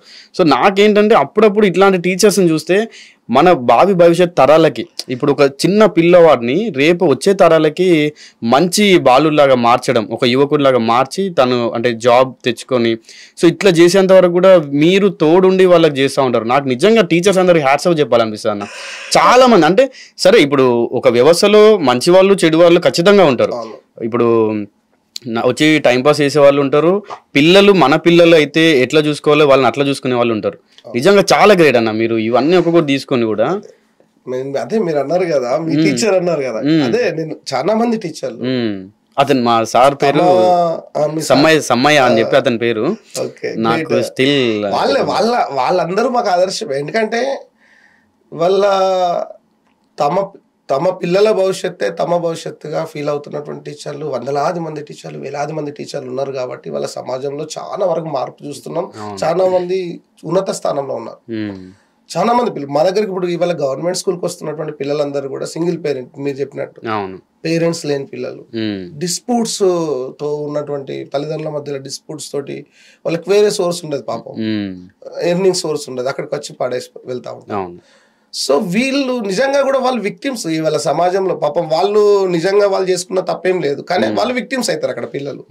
కానీ వాళ్ళు కరెక్ట్ గా కనుక అందుకోగలిగితే, వాళ్ళ భవిష్యత్తును అందుకోగలిగితే, ఎందుకంటే చదువుకున్న వాళ్ళ మీద బాధ్యత ఉంటుంది, అర్థం చేసుకునేటటువంటి కెపాసిటీ కూడా చదువే ఇస్తుంది. కాబట్టి సో టీచర్స్ గా మా మీద అంత పెద్ద బాధ్యత ఉన్నది. నా దగ్గర కూడా చాలా మంది పిల్లలు, అట్లాంటి పిల్లలు మూవ్ అయ్యి ఇవాళ సమాజంలో తలెత్తుకొని బతుకుతున్నటువంటి పిల్లలు ఉన్నారు. చాలా ఇప్పటికి కూడా 25 సంవత్సరాలుగా నేను పనిచేస్తా ఉన్నా. 25 సంవత్సరాలుగా అంతకు ముందు ఉన్న పిల్లలు కూడా ఇప్పుడు నాకు కాంటాక్ట్ లో ఉన్నారు. అంటే మనం పని చేస్తే ఖచ్చితంగా దాని రిఫ్లెక్షన్స్ ఉంటాయి. ఎందుకంటే ఇప్పుడు సొంత పిల్లలు అందరికి జనరల్ గా టీచర్ కానీ వాళ్ళకి, ఎందుకంటే మాకు 2 పిల్లలు అంటారు, కానీ మాకు ఎంతమంది పిల్లలు అది. ఎందుకంటే వాళ్ళ హ్యాపీనెస్ లో మేము ప్రతిదీ కూడా షేర్ చేసుకోవడం జరుగుతుంది. వాళ్ళు కూడా మమ్మల్ని అట్లా అంటే మనం పని చేయడం వల్ల. సో వాళ్ళకి ఇప్పుడు నేను మా టీచింగ్ ట్రాన్సాక్షన్ లో ఇంకోటి ఏంటంటే ఈ మ్యాప్ పాయింటింగ్, అదొకటి నేను మీకు చెప్పాలనుకున్నా సార్. ఏంటంటే ఇప్పుడు మనకు 3rd class లో విలేజ్ మ్యాప్ చేయాలి, 4th class లో తెలంగాణ మ్యాప్ మీద మనకు ట్రాన్సాక్షన్ ఉంది. తర్వాత 5th class వచ్చేసరికి పిల్లడికి వరల్డ్ మ్యాప్ అండ్ ఇది ఇండియా మ్యాప్. మీకు ఐడియా ఉందో లేదో, నేను చదువుకున్నప్పుడు అయితే 10th క్లాస్ లో మ్యాప్ పాయింటింగ్ లో పేపర్ 1 పేపర్ 2 లో 5 మార్క్స్ ఉండేది. ఏది సోషల్ లో. నిజంగా నేను ఫేస్ చేసిన డిఫికల్టీ నాకు తెలియదు. 10th క్లాస్ లో నాకు తెలియదు. ఏదో అయిపోయింది అది ఎట్లా అంటే ఏదో కష్టపడ్డాము అయిపోయింది. అందులో 1-2 మార్కులు చేయగలిగినామేమో. అది నేను సిలబస్ చూసిన తర్వాత 3rd క్లాస్ లో ఉంది. అరే ఇంత పెద్ద సిలబస్ ఎందుకు పెట్టారు మా వాళ్ళు అని నేను ఫస్ట్ మదన పడ్డా. దానికి ఏంటి అసలు, మరి దాన్ని ఏం చేయాలి, దాన్ని ఈజీ చేయాలి అనే ఉద్దేశంతో నేను చాలా అంటే దృష్టి పెట్టడం జరిగింది. ఒక 10 సంవత్సరాలుగా దాని మీద దృష్టి పెడితే పిల్లలు ఆడుకుంటా ఉంటారు కదా, నేల మీద వరల్డ్ మ్యాప్ వేసి ఆ వరల్డ్ మ్యాప్ వేసేసి జస్ట్ కాంటినెంట్స్, వాళ్ళ కాంటినెంట్స్ ఓషన్స్ గుర్తించాలి. సో జంప్ చేయిస్తూ అంటే ఒకవేళ ఎండాకాలం అయితే వాటర్ డబ్బాతోటి జస్ట్ హోల్ కొట్టేసి దాంతో చిన్నపిల్లలు ఆడుతూ ఉంటారు కదా, అదొకటి. దాంతో జంప్ చేయించడం. అట్లా జస్ట్ ఇప్పుడు నేను మ్యాప్ పాయింటింగ్ చెప్తే నేర్చుకున్న పిల్లలందరూ కూడా ఆ మధ్యాహ్న భోజనం టైంలోనో ఎక్కడో ఒకటి ఖాళీగా ఉన్న టైంలో దాన్ని ఆడడం వల్ల ఈజీ అయింది వాళ్ళకి. వరల్డ్ మ్యాప్, ఇండియా మ్యాప్, ఇవన్నీ కూడా అంటే నేను మీకు చూపిస్తా. కొన్ని బట్ట మీద కూడా నేను మ్యాప్స్ వేయించాను. వేయించి పిల్లలతోటి అష్టాచమ్మతో అవన్నీ చుట్టేదాన్ని. అంటే కొన్ని పేర్లు పెట్టుకున్నాం మేము. మన ఇప్పుడు ఈ బట్ట పైన ఎందుకంటే కంఫర్ట్ గా ఉంటది పిల్లలకు, ఎన్నిసార్లు అయినా మడతేయచ్చు, ఉతుకోవచ్చు అనే ఉద్దేశంతో. దీని మీద అష్టచమ్మ అంటే ఎట్లా ఆడాలి మరి? ఇప్పుడు ఇది ఉంది కదా, ఇప్పుడు ఇది ఇండియా మ్యాప్. ఇండియా మ్యాప్ లో మనం చూస్తే కింద నుంచి నేను కలర్ కోడ్ ఒకటి ఇచ్చుకుంటాను. సో ఈ మ్యాప్ లో ఇది పెద్దగా ఉంది కాబట్టి ఇది మీకు దీంట్లో కలర్ కోడ్ కనబడలేదు మీకు. నేను ఇంకోటి చూపిస్తాను పిల్లలు ఆడుకునే దానికి సంబంధించి. సో ఇందులో మీకు కనబడుతుంది చూడండి, green colour code Jammu and Kashmir లో గ్రీన్ కలర్ కోడ్ ఢిల్లీ దాకా ఇచ్చాను చూడండి, 1 2 3 4 5. ఆ తర్వాత ఇక్కడ బ్లూ కలర్ అరుణాచల్ ప్రదేశ్ నుంచి ఢిల్లీ దాకా ఇచ్చాను. At the same time red colour మనకు తమిళనాడు నుంచి స్టార్ట్ అయితే కేరళ నుంచి ఇట్లా మనకు న్యూఢిల్లీ దాకా ఇవ్వడం జరిగింది. తర్వాత వెస్టర్న్ ప్లేస్ లో ఉన్న గుజరాత్ నుంచి మళ్ళీ బ్లాక్ కలర్ ఇచ్చుకున్నాం. 4 ప్లేయర్స్ కలిసి కూర్చొని ఆడతారు. అష్టచమ్మ ఆడడం పిల్లలకు ఒక మహా సరదా. సో ఈ మ్యాప్ మధ్యలో పెట్టుకొని గవ్వలు వేసుకుంటూ అష్టాచమ్మ డైస్ వేసుకుంటూ ఆడితే ఏమైందంటే వాళ్ళు నోట్స్ మీద కూడా రాసుకుంటారు. అరుణాచల్ ప్రదేశ్ తర్వాత ఏంటి 2, 3, 4, 5 ఇట్లా తరచు ఆడడం వల్ల ఏంటి అంటే పిల్లలు ఈ మ్యాప్ అనేటువంటి వాళ్ళకి మ్యాప్ పాయింటింగ్ ఈజీ కావడం జరుగుతూ ఉంటుంది. సో దీన్ని సింపుల్ గా చేస్తూ లాస్ట్ కు వాళ్ళు వాడే క్యారీ బ్యాగ్స్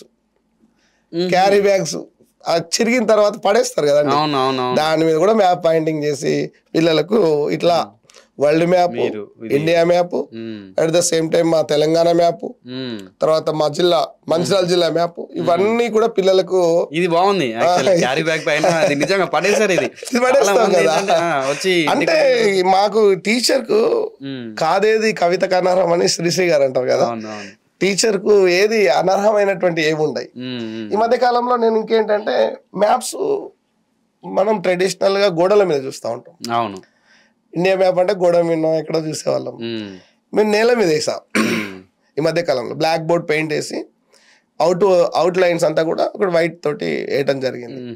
అక్కడ కింద ఆడుతూ నేర్చుకుంటున్నారు పిల్లలు. ఇప్పుడు మా స్కూల్లో 5th క్లాస్ పిల్లలు, 4th క్లాస్ పిల్లలు, 3rd క్లాస్ పిల్లలు ఇండియా మ్యాప్, వరల్డ్ మ్యాప్ ఇవి అట్లా ఆడుతూ నేర్చుకోండి. నేలపైన వేసినటువంటి ఆ మ్యాప్స్ ఆడుతూ నేర్చుకొని చివరికి ఏంటంటే వాళ్ళకు లాస్ట్ కు వరల్డ్ మ్యాప్ ఇస్తాను, చేయండి, ఫైండ్ అవుట్ చేయండి.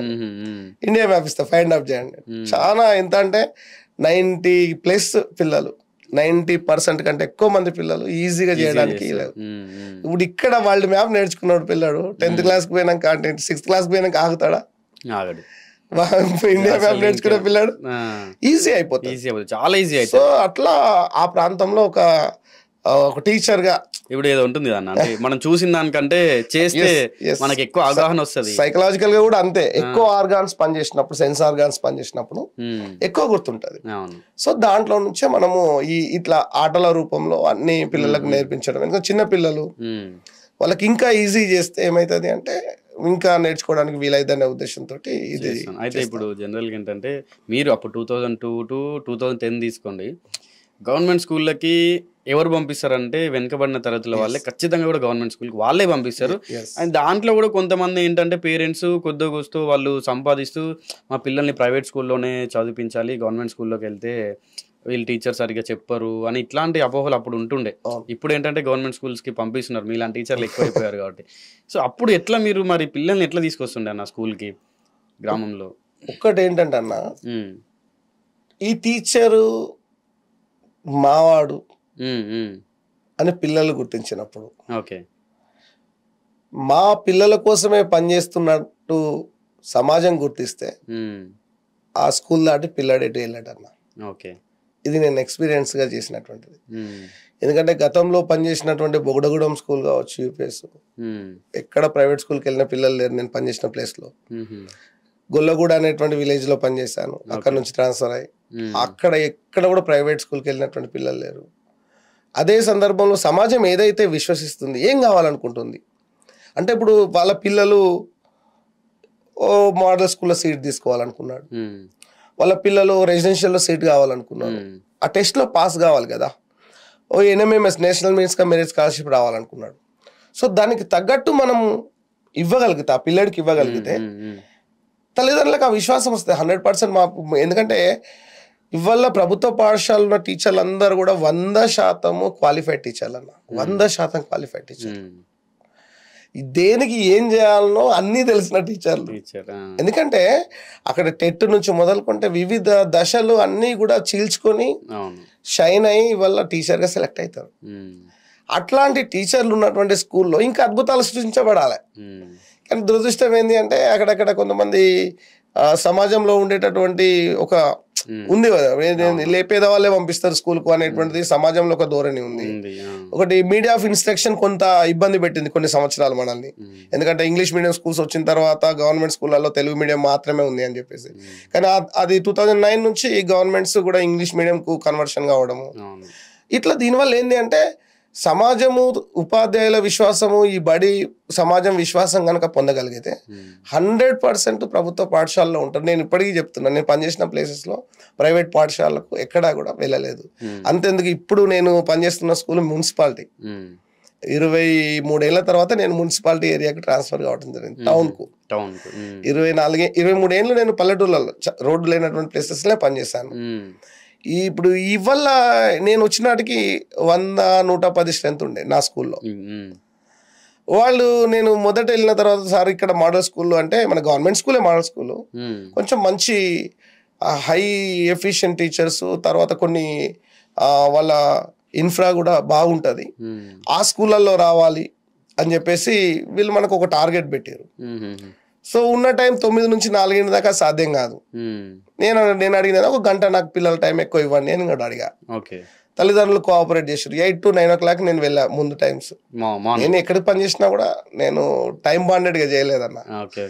సో 8 to 9 వెళ్తే ఇవాళ ఒక ఆశ్చర్యం అనిపిస్తుంది. అంటే 1 year తర్వాత రిజల్ట్ చూస్తే 13 మంది పిల్లలకు మోడల్ స్కూల్లో సీట్ వచ్చినాయి అన్న.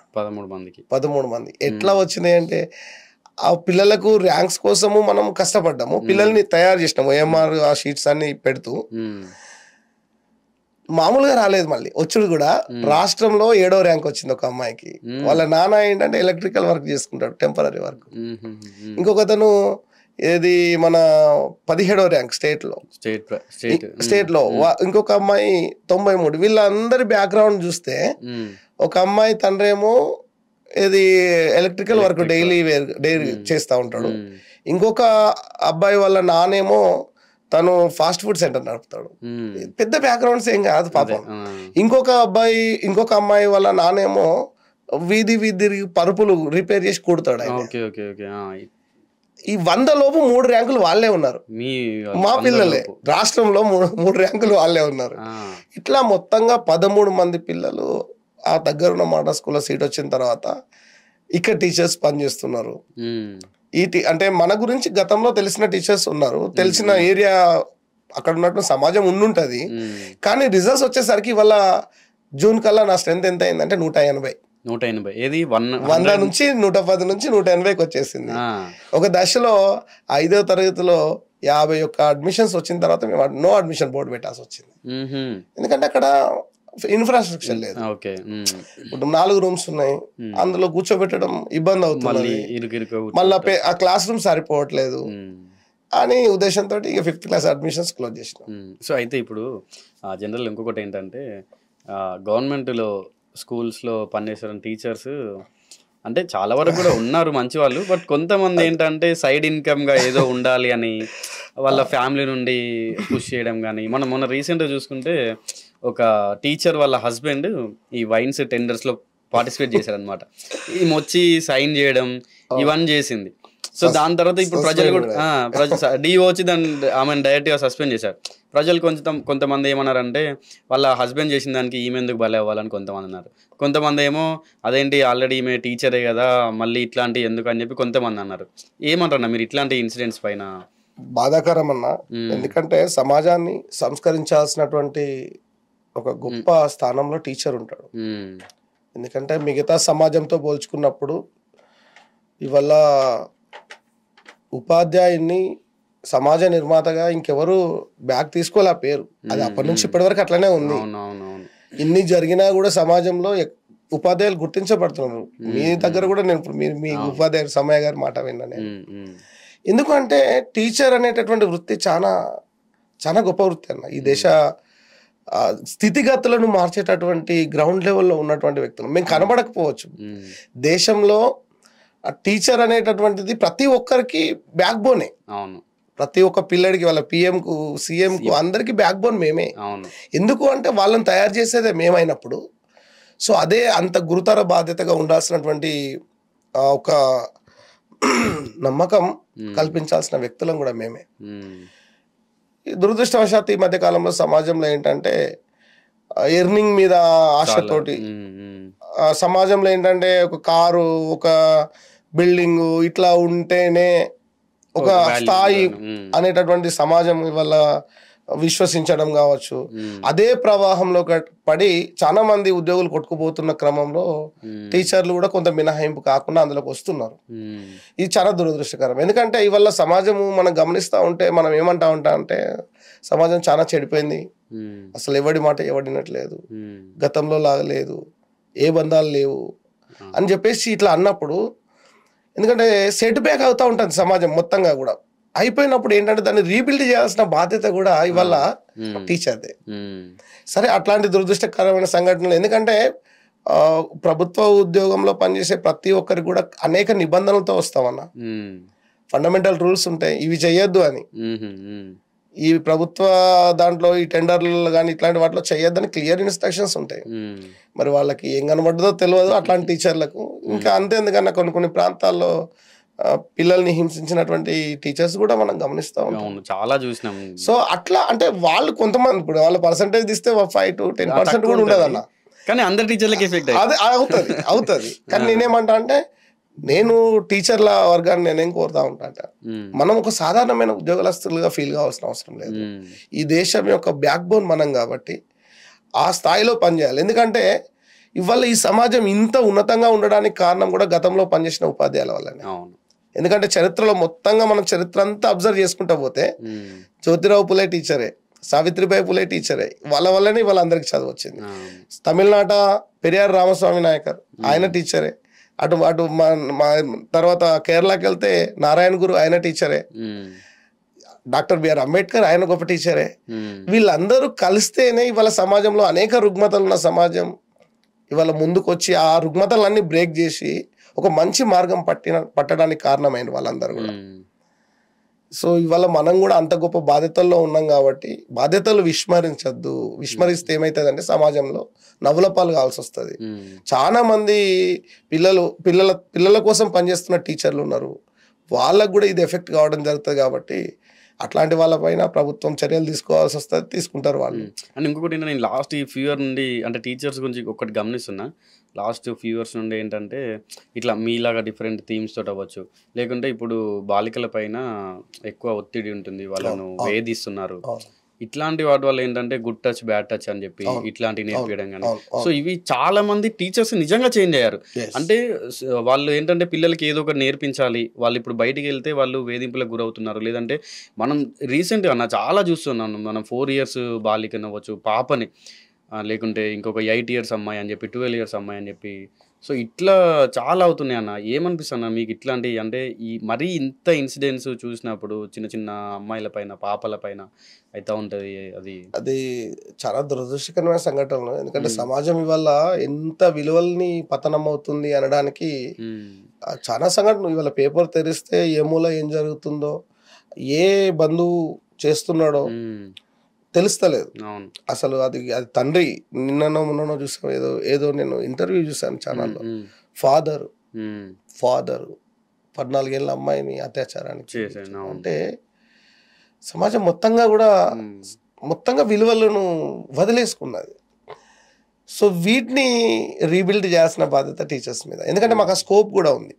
క్లాస్ రూమ్ ట్రాన్సాక్షన్లో పిల్లలు ఎక్కడ ఇబ్బంది పడుతున్నారు, ఇవాళ సమాజం ఎక్కడ సెట్ బ్యాక్ అవుతున్నది, సమాజం ఎక్కడ ఏది విలువలను పతనం అవుతుందో దాన్ని తెలిసినటువంటి వ్యక్తులుగా టీచర్లు ఉంటారు. కాబట్టి ఇవాళ అత్యంత నమ్మకంగా ఉన్నటువంటి వ్యక్తులుగా టీచర్లు ఉన్న సందర్భంలో వీటిని రీబిల్డ్ చేయాల్సినటువంటి బాధ్యత మనదే. దాంట్లో భాగంగా ఇప్పుడు చాలా మంది టీచర్లు మీరు అన్నారు కదా ఇవి చెప్తున్నారని, గతం నుంచి చెప్తున్నారు, ఇవాళ వెలుగులోకి వస్తున్నారు అంతే. చూడండి, నేను 25 సంవత్సరాలుగా టీచర్గా 2001లో నుంచి పనిచేస్తా ఉన్నాను. నేను అనేక అంటే పిల్లలకి ఏ ఎఫర్ట్స్ ఉండాలో ఆ ఎఫర్ట్ చెప్తూ వస్తున్నాం. నేను ఒక్కడనే కాదు, చాలా మంది టీచర్లు పనిచేస్తున్నారు. సో ఇవాళ ఏంటంటే గుడ్ ఎంత ముందుకు అంటే బ్యాడ్ ఎంత ముందుకు వస్తుందో అదే సందర్భం లోపల మంచిగా పనిచేసే టీచర్లు కూడా ఎలివేట్ అవుతున్నారు. సోషల్ మీడియా కావచ్చు, వాటిని వాడుకొని ఎలివేట్ కావడం జరుగుతా ఉంది. మీరు చూసారు కదా గుడ్ టచ్ బ్యాడ్ టచ్ లో చాలా మంది టీచర్లు మా ఇన్స్టాలో పెట్టుకుంటున్నారు. కారణం ఏంటి అంటే సో ఎక్కడో ఒక్కడ ఉపయోగపడుతుంది. నేను ఈ ప్రథమ చికిత్సకు సంబంధించిన దాని మీద చాలా ఎఫర్ట్ పెట్టి చెప్పాను పిల్లలకు, చెప్తా ఉంటాం మనం. ఎందుకంటే ఇక్కడే తెలుసుకుంటే వాడు ఇంకా మూవ్ అవుతాడనే ఉద్దేశంతో. ఒకసారి నేను పెట్టిన దాన్ని స్టేటస్ చూసినటువంటి ఒక ఫ్రెండ్ సిపిఆర్ మీద చూశారు. ఏదో ఊరికెళ్ళి వస్తుంటే కింద పడిపోయిండు ఒకతను, ఒక అన్నోన్ స్ట్రేంజర్ పడిపోతే తనకు సిపిఆర్ చేసిండు. తను ఒక మీటింగ్ లో చెప్తున్నాడు, వాడు చేయబట్టి అంటే నా క్లాస్మేట్, మా ఫ్రెండ్ గారు చేయబట్టి నేను సిపిఆర్ చేయగలిగినా వాడిని బతికించుకోగలిగినా అని చెప్పేసి. అంటే ఎక్కడో దీని ఇంపాక్ట్ ఉంటుంది. ఇంపాక్ట్ ఉన్నప్పుడు మనము ఇంకా పనిచేయాల్సిన అవసరం ఉన్నది అనేటువంటి విషయాన్ని గుర్తుపెట్టుకోవాలి. రెండోది, సమాజంలో ఎవరైతే ఇట్లా చెడు మార్గం వైపు వెళ్తున్నారో వాళ్ళని ఖచ్చితంగా ప్రభుత్వాలు దృష్టి పెట్టాలా.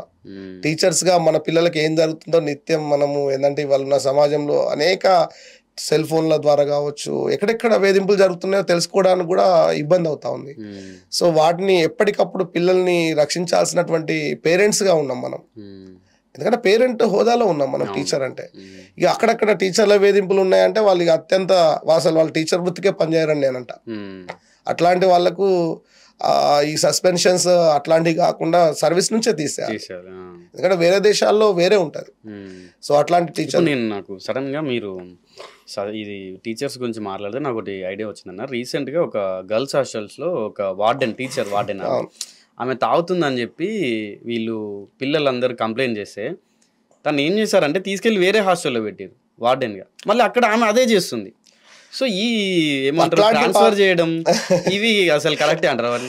నేనేమంటా అంటే అట్లాంటి వాళ్ళ మీద ప్రభుత్వం నిజంగా కూడా, ఎందుకంటే వాళ్ళు ఎథిక్స్ మర్చి పనిచేస్తున్నారు. ఎందుకంటే వాళ్ళ వ్యక్తిగత జీవితం కాదు స్కూల్ అంటే. స్కూల్ వాళ్ళ వ్యక్తిగత జీవితం ఎట్లయితుంది? అది ఒక సామాజిక సంస్థ, ప్రభుత్వ సంస్థ.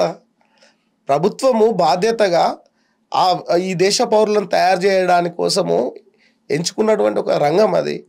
అది నీ పర్సనల్ అయినట్టు నువ్వు దాంట్లో నానా చెండాలం అంతా చేసి ఇది నా పర్సనల్ అనడానికి లేదు కదా. కాబట్టి అట్లాంటి వాళ్ళ పైన ఖచ్చితంగా ప్రభుత్వాలు సీరియస్గానే దృష్టి సారించాలి. వాళ్ళను నాకు తెలిసి ఆ సర్వీస్ లో ఉంచడం కన్నా సర్వీస్ నుంచి తొలగించడమే బెటర్ అనుకుంటాను. సో ఇది అన్న ఈ స్కూలు మీరు చేసేటువంటి ప్రోగ్రామ్స్ ఇవన్నీ కాన్సెప్ట్ పక్కన పెడితే మీరు పర్సనల్గా నేను ఈ టీచింగ్ ఫీల్డ్లోకి అనవసరంగా వచ్చానే అని కానీ, లేదంటే ఈ లైఫ్లో మీరు ఎక్కువగా బాధపడ్డ సన్నివేశం అవ్వచ్చు, ఇట్లాంటివి ఏమైనా ఉన్నాయా మీ లైఫ్లో? అంటే సరే ఇప్పుడు పర్సన్ ఎవరైనా బయటికి ఒకటి కనిపిస్తారు, బట్ లోపల అనేది చాలా ఉంటుంది. బాధ అయినా ఏదున్నా కూడా బయటికి మీరు అఫ్కోర్స్ పిల్లల దగ్గరికి వెళ్తారు కాబట్టి వాళ్ళ దగ్గర నవ్వుతూ చేస్తూ ఉంటారు.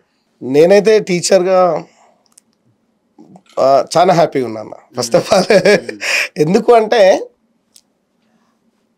నాకు అత్యంత నచ్చిన ఫీల్డ్. వాస్తవంగా నాకు 2001లో నేను ప్రైవేట్ పాఠశాలలో ఉపాధ్యాయునిగా వచ్చిన తర్వాత ఫ్రమ్ ద బిగినింగ్ ఎట్లా ఉన్నానో నన్ను నేను ఇన్స్పైర్ చేసుకుంటూ మూవ్ అవుతా ఉన్నాను. నిరంతరంగా నేను చదువుకోవడం కావచ్చు, ఇవన్నీ కూడా. నా వ్యక్తిగత జీవితానికి వస్తే అంటే జనరల్గా టీచర్గా నేను చాలా సంతృప్తిగా ఉన్నాను. నేను 7 ఏళ్ళప్పుడే మా అమ్మ చనిపోవడము, తర్వాత దాని ద్వారా వచ్చినటువంటి చాలా ప్రాబ్లమ్స్ ఇప్పటికి కూడా ఫేస్ చేస్తూ ఉన్నాము. మా నాన్న ఇంకో పెళ్ళి చేసుకోవడము, మేము నలుగురం, తర్వాత అక్క వాళ్ళిద్దరు చనిపోవడము, అంటే వాళ్ళు వేరియస్ ప్రాబ్లమ్స్ తోటి పెళ్ళిళ్ళు అయిన తర్వాతనే చనిపోయారు. సో ఒక దశలో అందరూ నా వాళ్ళని చాలా అంటే ఇవాళ సమాజంలో ఉండేటటువంటి ప్రాబ్లమ్స్ అన్నీ ఒక రకంగా ఏంటంటే నాకున్న నేచర్ తోటి అందరూ మన వాళ్ళని పనిచేసిన సందర్భంలో ఎవరి కోసమైతే పని చేస్తున్నామో వాళ్ళందరూ కూడా ఇవాళ అంటే మా నాన్న కారు నుండి మొదలుకుంటే వాళ్ళందరూ కూడా ఏదో ఏదో మాయలో పడి వాళ్ళ వైపు ఉన్నారు. ఇంకా అనిపిస్తుంది సరేలే మనిషిగా మనం మూవ్ కావడం కంటే ఇంకా వాళ్ళు అట్నే పట్టుకొని అక్కడే ఉండడం కాదు అనేటువంటి ఉద్దేశంతో ఉంటాం. సో ఇంకా అమ్మ చనిపోవడం అనేది ఒక పెద్ద తీవ్రమైన విషాదం. అయితే దాని తర్వాత వచ్చినటువంటి థ్రెడ్స్ ఏవైతే ఉన్నాయో అవన్నీ కూడా ఇబ్బంది పడుతున్నాము ఇప్పటికి కూడా. కానీ అవన్నీ కూడా నేనేమంటా అంటే మనిషికి ఉండేది ఒకే జీవితం. ఆ జీవితంలో మనం మూవ్ కావాలే తప్ప అదే పట్టుకొని అక్కడే ఉంటే ఇవాళ కాదు. రెండోది నన్ను నమ్ముకొని వందలాది మంది పిల్లలు వస్తున్నారు. నాలాంటి ప్రాబ్లమ్స్ ఉన్న పిల్లలు ఉన్నారు, డబ్బులు లేని పిల్లలు ఉన్నారు. కూలికి వెళ్తే ఆ రోజు కూలి దొరుకుతుందో లేదని అడ్డ మీద కార్మికుల పిల్లలు ఉన్నారు. నా దగ్గర ఎన్నో కళలు ఉన్నాయన్న వాళ్ళందరి దగ్గర. డ్రీమ్స్ ఏంటి, నేను పెద్ద ఆఫీసర్ కావాలి, నేను ఈ కటిక దరిద్రం నుంచి బయటపడాలని చెప్పేసి ఇన్ని డ్రీమ్స్ ఫుల్ఫిల్ చేయాల్సినటువంటి బాధ్యతలో నేను ఉన్నప్పుడు, నా పిల్లల్ని ఇగ్నిషన్ ఇవ్వాల్సిన బాధ్యతలు ఉన్నప్పుడు నా ప్రాబ్లమ్స్ నాకు పెద్దగా అనిపిస్తలేవు.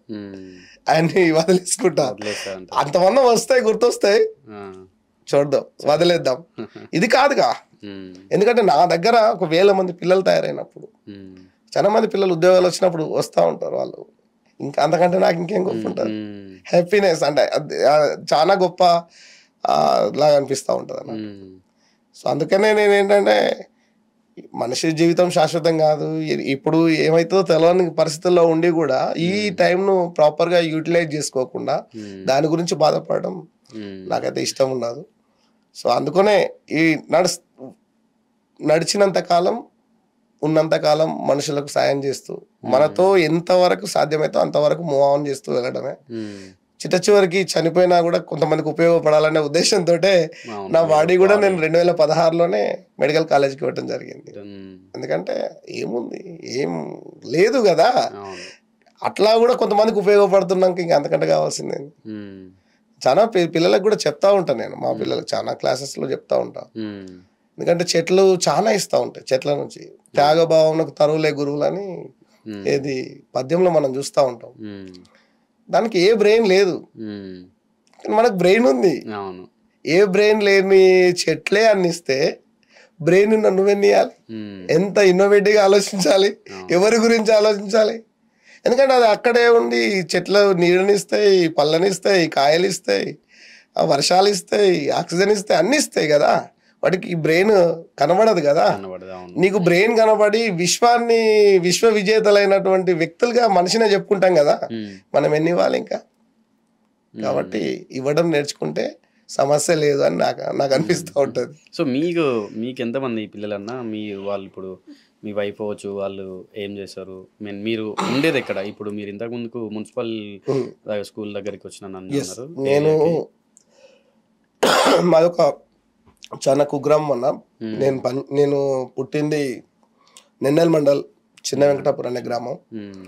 సో మా నాన్న సింగరేణి ఎంప్లాయీగా, అంటే అంటే సింగరేణి ఎంప్లాయీ అంటే పెద్ద క్యాడర్లో ఉన్న కాదు, కూలీగా ఏది సింగరేణి కార్మికునిగా పనిచేస్తున్నటువంటి కాలంలో శ్రీరాంపూర్కు రావడం జరిగింది. మంచిర్యాలకు దగ్గరలో ఉంటుంది అది. మా ఇంట్లో పనిచేస్తున్నప్పుడు అప్పుడు మేము నలుగురం, తర్వాత అమ్మ చనిపోయిందని చెప్పా కదా, ఇంకొక 2 ఆమెకు, 6 అయ్యేసరికి కుటుంబం చాలా ఇబ్బంది పడుతున్నటువంటి సందర్భం. అట్లా మా నాన్న నన్ను ఇంటర్మీడియట్ ఆపేయటము, తర్వాత నేను ప్రైవేట్ స్కూల్లో పనిచేసి డిగ్రీ కొనసాగించడము, అలా జరుగుతున్న క్రమంలో నేను పెళ్ళి మా చుట్టాల అమ్మాయి, ఆ అమ్మాయిని పెళ్లి చేసుకోవడం జరిగింది. డిగ్రీ ఆ అమ్మాయి అప్పటికి 8th క్లాస్ డ్రాప్ అవుట్ అయింది. అంటే జనరల్గా 7వ తరగతి అయిపోయి 8వ తరగతికి వచ్చేసరికి వాళ్ళ అన్న స్కూల్కి వెళ్ళకపోయేదండి. ఇంకా మన సమాజంలో ఏముంది ఆ కాలంలో, ఆడపిల్లలు ఏమి ఉద్ధరిస్తారు అని బాల్య వివాహం చేసుకున్నారు మీరు? లేదు, కాదు బాల్య వివాహం కాదు. అంటే ఏంటంటే ఆమె 7th అయిపోయిన తర్వాత అంటే స్టిచ్చింగ్ నేర్పించారు ఆమె. 5 years స్టిచ్చింగ్ నేర్పించిన తర్వాత పెళ్లి చేశారు.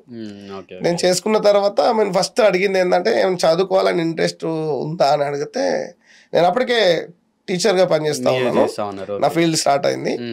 అడిగితే నాకు ఇంట్రెస్టే ఉండే కానీ ఈ స్టోరీ అంతా చెప్పింది. ఇప్పుడు నేను చెప్పిన స్టోరీ అంతా నాకు ఇంట్రెస్ట్ ఉండి కానీ మా అన్నయ్య స్కూల్కి వెళ్ళకపోయేసరికి నన్ను పంపించలేదని చెప్పేసి. సో ఇక నేను అప్పుడు అంబేద్కర్ యూనివర్సిటీలో ఆమెది ఇది మనకు ఎలిజిబిలిటీ టెస్ట్ అని ఉండేది, ఇప్పుడు కూడా ఉంది, రాస్తే ఆమె పాస్ అయింది. తర్వాత డిగ్రీలో జాయిన్ చేశాను. డిగ్రీ తర్వాత ఎంఏ తెలుగు కంప్లీట్ చేసింది, తెలుగు పండిట్ కోర్స్ కూడా కంప్లీట్ చేసింది, ఎంఏ సోషియాలజీ కూడా కంప్లీట్ చేసింది. కొన్నాళ్ళు మా దగ్గర గెస్ట్ లెక్చరర్ పోస్ట్ ఉంటే అక్కడ కూడా పనిచేసింది. కొన్ని రోజులు టీచర్గా పనిచేసింది. ఇప్పుడు ప్రిపేర్ అవుతుంది తను సీరియస్గా. ఏంటంటే సోషియాలజీ బ్యాక్గ్రౌండ్ తోటి ఏదైనా సమాజానికి ఉపయోగపడేటటువంటి ఉద్యోగంలోకి వెళ్ళాలి అనే ఉద్దేశంతో సీరియస్గా ప్రిపేర్ అవుతుంది. నాకు 2 పిల్లలన్న, బాబు శ్రీచరణ్, తర్వాత పాప వచ్చి శ్రీభాషిని. వాళ్ళిద్దరు కూడా మనకు మా దగ్గర మందమరి మోడల్ స్కూల్, గవర్నమెంట్ స్కూల్లో చదివించాను వాళ్ళిద్దరిని కూడా. ఎందుకంటే సమాజంతో ఒక అటాచ్మెంట్ పెరుగుద్ది అనేటువంటి నేను నమ్మిన సిద్ధాంతం మేరకు. ఇప్పుడు బాబు రీసెంట్లీ మొన్న 2025 ఇయర్లో ఎంబీబీఎస్ సీట్ ఉస్మానియా మెడికల్ కాలేజీలో తీసుకోవడం జరిగింది. పాప వచ్చి ఇప్పుడు ఇంటర్మీడియట్ ఇక్కడ హైదరాబాద్లోనే చదువుతా ఉంది. తను కూడా బైపీసీ స్ట్రీమ్లో ఉంది, ఇంకా చూడాలి. నేను ఉండేది ఇప్పుడు రామకృష్ణపురం అన్న, మంచిర్యాల మన మందమరికి నా స్కూల్కు ఒక 4 కిలోమీటర్ల దూరంలో ఉంటుంది, రామకృష్ణపూర్లో. సో మీరు ఈ ఫ్యామిలీ పరంగా ఎట్లా ఉంటుండే మరి మీకు? ఫైనాన్షియల్ కావచ్చు, అండ్ పిల్లలు ఉంటే ఖచ్చితంగా ప్రాబ్లమ్స్ అనేవి ఉంటాయి. మీరు ఈ పిల్లల గురించి అవ్వచ్చు, మీ ఫ్యామిలీ గురించి బాధపడిన సన్నివేశాలు, సిచ్యువేషన్స్ ఉన్నాయా? అంటే నేను ఇంత చేస్తున్నా కూడా నాకంటూ హెల్ప్ చేసేవారు, నాకు సపోర్ట్గా నిలిచిన వారు లేరు, మీరు ఇందాక చెప్పిన దాన్ని బట్టి చూస్తుంటే అట్లా మీకు అట్లా అనిపిస్తూ ఉంటుందా అన్న? అంటే ఒకటి ఎప్పుడు అంటే కంపారిజన్ చేసుకున్నప్పుడు ప్రాబ్లం అన్న, ఆయనలా నేను ఉండాలని కంపేర్ చేసుకున్నప్పుడు ప్రాబ్లం. నాకు అట్లేం లేదు. అంటే జనరల్గా ఏంటంటే అందరితో పాటు నాకంటే లేని వాళ్ళు చాలా మంది ఉన్నారు. నేను మిడిల్ క్లాస్లో ఉన్నప్పటికీ లేని వాళ్ళు చాలా మంది ఉన్నారు. ఒక పూట తిండి దొరకని వాళ్ళు చాలా మంది ఉన్నారు. నేను ప్రభుత్వ ఉద్యోగం చేస్తున్నా, నాకు సఫిషియెంట్గా తింటున్నా, హ్యాపీగా ఏదన్నా వస్తువు కొనుక్కుంటున్నా, ప్రాబ్లం ఏం లేదన్నా. జస్ట్ ఈ ఇల్లు అట్లాంటివి అంటే అవి ఫ్యూచర్లో అవుతాయి, అట్లేం లేదు, జరుగుతాయి. దాన్ని కంపేర్ చేసుకుంటే ప్రాబ్లం వస్తుంది. మనిషి కంపేర్ చేసుకున్నప్పుడు ఏమైతుంది అంటే నేను ఆయన లాగా లేను కదా, ఆయనంతా లేను కదా, అదే కదా ఆ ప్రవాహంలో పడే కదా ఇవాళ పైసల కోసం ముందుకే అంటే వెళ్తున్నటువంటి సమాజాన్ని మనం చూస్తున్నాం. డబ్బులే పరమావధిగా పనిచేస్తున్న సమాజాన్ని చూస్తున్నాం.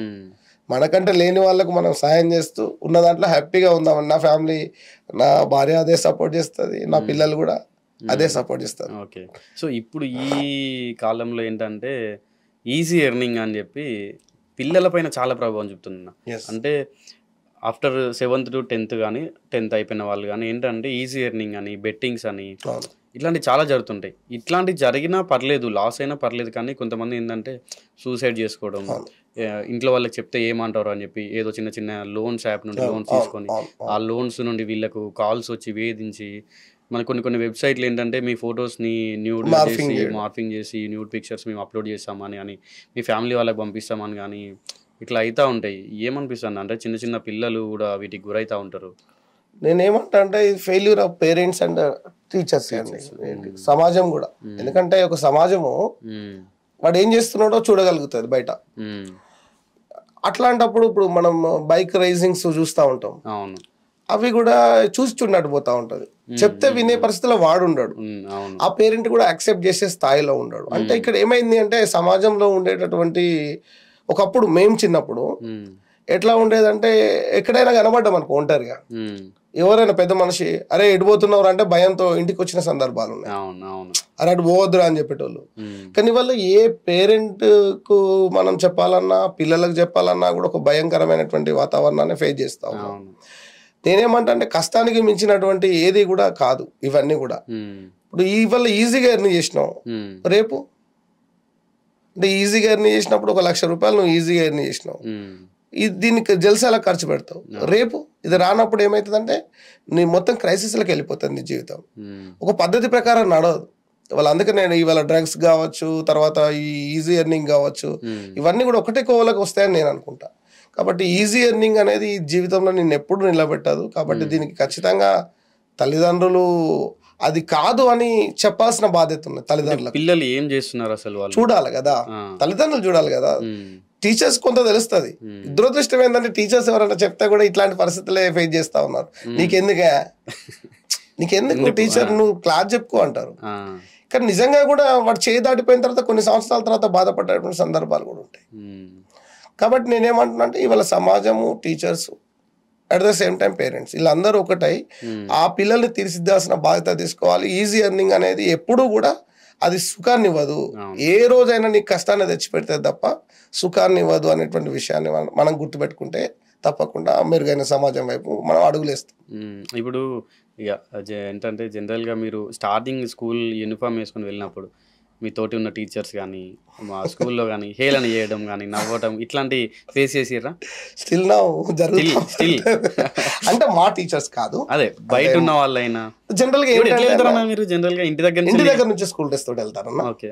నేను ఒక 5 సంవత్సరాలుగా అంటే ఇప్పుడు ఇది 4వ యూనిఫామ్ అంటే కలర్ అంటే జనరల్ గా గవర్నమెంట్ అప్పుడప్పుడు కలర్స్ మారుస్తూ ఉంటది. అవును, మారినప్పుడల్లా మార్కెట్లో కొనుక్కోవడము, తర్వాత స్టిచ్చింగ్ చేసుకోవడం ఇట్లా జరుగుతూ ఉంటుంది. మొదట్లో అనుకునేవాళ్ళు వీడే ఉన్నాడా, జనరల్ గా ఏముంటది అన్న సమాజంలో ఒకరు చేస్తున్నారంటే ఇంకొకరు చేయట్లేదు అంటే ఈజీగా వచ్చేటటువంటి విమర్శ. ఈయనే ఉన్నాడా, ఈయనే చేస్తాడా, ఎందుకన్నా సమాజంలో బ్లడ్ డొనేషన్స్ కావచ్చు ఇట్లాంటి చేసిన క్రమంలో కూడా ఉండే ఈయనకేదో లక్ష్యం ఉన్నది ఇంకా వేరే హిడెన్ గా ఇవి అనుకునే వాళ్ళు. ఇప్పటికి కూడా చాలా మంది అంటే పనిచేయని టీచర్లు కొంతమంది ఉండొచ్చు, అనుకునే వాళ్ళు ఉండొచ్చు, అప్పుడప్పుడు నేను వింటా ఉంటా కూడా. కానీ నేనేమంటా అంటే నా ఆస్పెక్ట్ వాళ్ళు కాదు కదా. ఇప్పుడు విమర్శించేవాడు ఈయన వసూలు చేసి ఇవ్వాల్సిన అవసరం ఏంది డబ్బులు అన్న, జోలే పడుతున్నావు. ఇప్పుడు నువ్వు బాధలో ఉన్నావు అన్న, ఆ టైంలో నువ్వు బెడ్ మీద ఉన్నావు, ఏం చేయలేని పరిస్థితి, మీ అమ్మ నాన్న ఏం చేయలేని పరిస్థితి.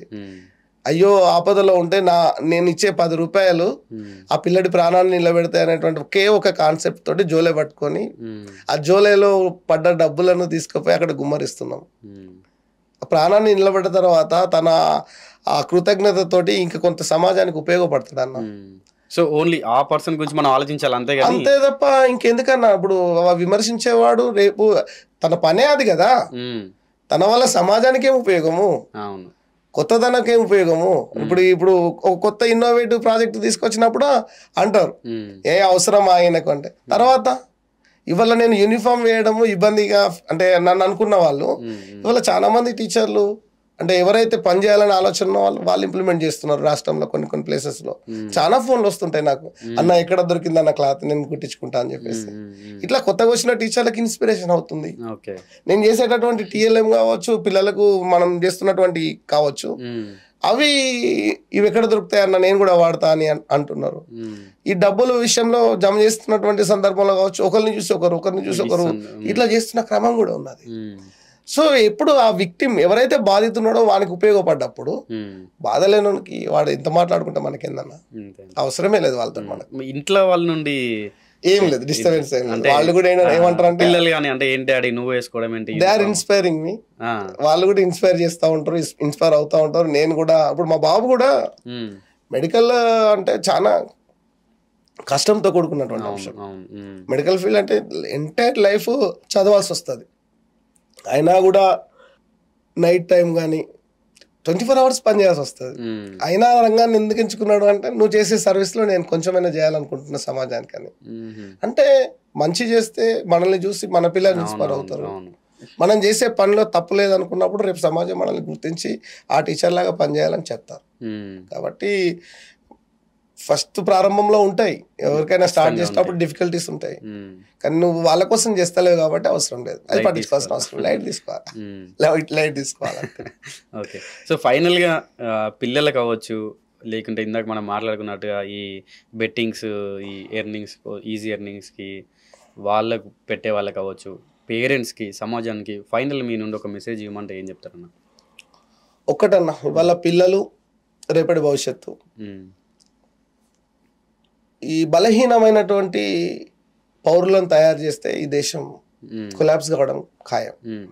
కాబట్టి ఈ దేశమైనా ఏ దేశమైనా బలంగా నిలబడాలంటే ఒక ఎనర్జెటిక్, నాలెడ్జ్ఫుల్గా ఉన్నటువంటి సమాజాన్ని నిర్మించాల్సినటువంటి బాధ్యత ఉన్నది మనందరి మీద.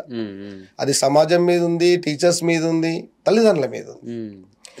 వీళ్ళందరూ ఒకటైతే ఇటు సమాజము, పాఠశాలలు, టీచర్సు, తర్వాత తల్లిదండ్రులు ఏది మంచి అని డిసైడ్ అవుతున్నామో, ఇవాళ ఈజీ ఎర్నింగ్ అది కరెక్ట్ కాదని అందరికి తెలుసు అన్న. ఎందుకంటే ఇవాళ మనం చూస్తూ ఉంటాం రియల్ ఎస్టేట్లో ఒక ఇల్లు చూపెట్టినందుకు ప్రాణ స్నేహితులైనా కూడా మన దగ్గర లక్షల రూపాయలు కమిషన్ తీసుకుంటున్నారన్న. ఇవాళ డబ్బులు ఏం చేస్తావు? నేనేమంటా అంటే నాకు అనిపిస్తుంది, ఆ డబ్బులతో నువ్వు 200-300 సంవత్సరాలు బతికేది ఉందా? నేనంట 300 సంవత్సరాలు బతుకుతావా? కాదుగా. అట్లాంటప్పుడు ఎందుకు అంత డబ్బు మీద వ్యామోహం? నీ కనీస అవసరాలు తీరాలి. పోనీ నీకు కొంచెం లగ్జరీ అనుకున్నావు, ఓకే, మెయింటైన్ చేసుకో. అంతేగాని లక్షల కోట్ల ఆస్తులు అక్కడ కూడబెట్టుకొని ఏం మీదేసుకొని పోతాం? ఏం సంకేతం ఇస్తాం సమాజానికి? కాబట్టి నేనేమంటా అంటే ఏవైతే అవసరమో అది సమాజానికి ఇద్దాం. పిల్లల్ని కూడా ఏది అవసరమో అది దాన్ని అలవాటు చేద్దాం. సింపుల్గా జీవించడం కావచ్చు, అట్ ద సేమ్ టైం కనీస అవసరాలను పూర్తి చేసుకోవడము, తర్వాత ఒక లాయల్గా బతకడం అనేది నేర్పిస్తే, నిజాయితీగా బతకడం, నిబద్ధతతో బతకడం కనుక నేర్పించగలిగితే, మనం అలా బతికి చూపించగలిగితే పిల్లలు నేర్చుకుంటారు, సమాజం నేర్చుకుంటుంది. సో ఇట్లాంటి అంటే రుగ్మతలు ఉన్నాయి, లేవని కాదు, వాటిని రూపుమాపడం కోసం మనం ఖచ్చితంగా ఏది చెడో వాటి వైపు వెళ్లకుండా పిల్లల్ని కాపాడుకోవాల్సిన బాధ్యత అందరిది అనేటువంటి విషయాన్ని అయితే నేను చెప్తాను. సో ఇంకొక ఇందాక మర్చిపోయినా, ఏంటి భూమిపుత్ర శ్రీనివాస్ అంటే నేను అడుగుదాం అనుకున్నాను ఇందాక. యాక్చువల్లీ మా అమ్మ చనిపోయిందని చెప్పాను కదన్నా. అట్ ద సేమ్ టైం నేను ఎదుగుతున్న కాలంలో అంబేద్కర్ నన్ను చాలా ఇన్స్పైర్ చేయడం జరిగింది. అంబేద్కర్ యొక్క రచనలు కావచ్చు, అంబేద్కర్ గారి యొక్క జీవన విధానం కావచ్చు, ఏ అవకాశం లేకున్నా వాళ్ళ ప్రపంచంలో విశ్వ విజ్ఞానాన్ని సంపాదించిన వ్యక్తిగా ఆయన నిలబడటం జరిగింది. సో ఆయన చదువు కూడా ఎంటైర్ లైఫ్లో మానలేదు. డబ్బులు లేకున్నా చదువుకున్నాడు అంటే అది ఎంత అసలు ఊహకే అందట్లేదు. సో అట్లాంటి వ్యక్తులు ఇన్స్పైర్ చేసినప్పుడు, రెండవది మా అమ్మ గుర్తుగా ఇప్పటికీ ఏం లేదన్న. మా ఊళ్ళో కూడా ఏంటంటే సమాధి కూడా లేదు మా అమ్మది. జస్ట్ గుర్తు వచ్చినప్పుడు అయ్యో మా అమ్మ ఉంటే బాగుండు కదా అని ఇట్లా అనుకుంటా ఉంటాం. మా అమ్మ పేరు భీమమ్మ అన్న. భీమమ్మ. సో తన పేరును ఎట్లాగో నా ముందు తీసుకురావాలి అనేది నాకు అనిపించింది. అట్లాగే డాక్టర్ బిఆర్ అంబేద్కర్ ఆశయాలు నన్ను ఇన్స్పైర్ చేసినాయి. సో ఆయన అడుగుల్లో నడుస్తున్నా కాబట్టి అంబేద్కర్ యొక్క భీమ్ ముందుకు వస్తాడు. మా ప్రాంతంలో కొమరం భీమ్ లాంటి వ్యక్తులు చాలా పోరాటం చేసి వాళ్ళు ఈ ప్రపంచం కోసం ఒక సంకేతాన్ని ఇచ్చినటువంటి వ్యక్తులు. వీళ్ళందరికీ ఇంకోటి పాలి భాషలో భీమ్ అంటే జ్ఞానం అని. సో రైట్, ఈ పేరు నాకు చాలా సూటబుల్ గా ఉంటది అని నాకు అనిపించింది. నేను 2022లో గెజెట్ ద్వారా నా పేరులో భీమపుత్ర శ్రీనివాస్ అని పేరు మార్చుకోవడం జరిగిందన్న. యాక్చువల్లీ శ్రీనివాస్ జలంపల్లి నా పేరు. అమ్మ పేరు అంబేద్కర్ పేరు, కొమరం భీము, తర్వాత జ్ఞానం, ఇవన్నీ కలవాలి అనే ఉద్దేశంతో భీమపుత్ర శ్రీనివాస్ అట్లా పేరులో తీసుకొచ్చుకోవడం జరిగింది. ఇప్పుడు గెజెట్ లో అది 2022లో గెజెట్ కావడం జరిగింది. అఫీషియల్ గా నా పేరు ఇప్పుడు భీమపుత్ర శ్రీనివాస్ జలంపల్లి. సో నా ఎడ్యుకేషన్ కూడా ఎంఏ తెలుగు కంప్లీట్ అయిందన్న. MA Telugu, MA sociology complete అయింది, master of arts in sociology, MSc psychology కూడా అయిపోయింది. అట్ ద సేమ్ టైం ఇప్పుడు నాది ఎంఏ ఫిలాసఫీ నడుస్తుందన్న.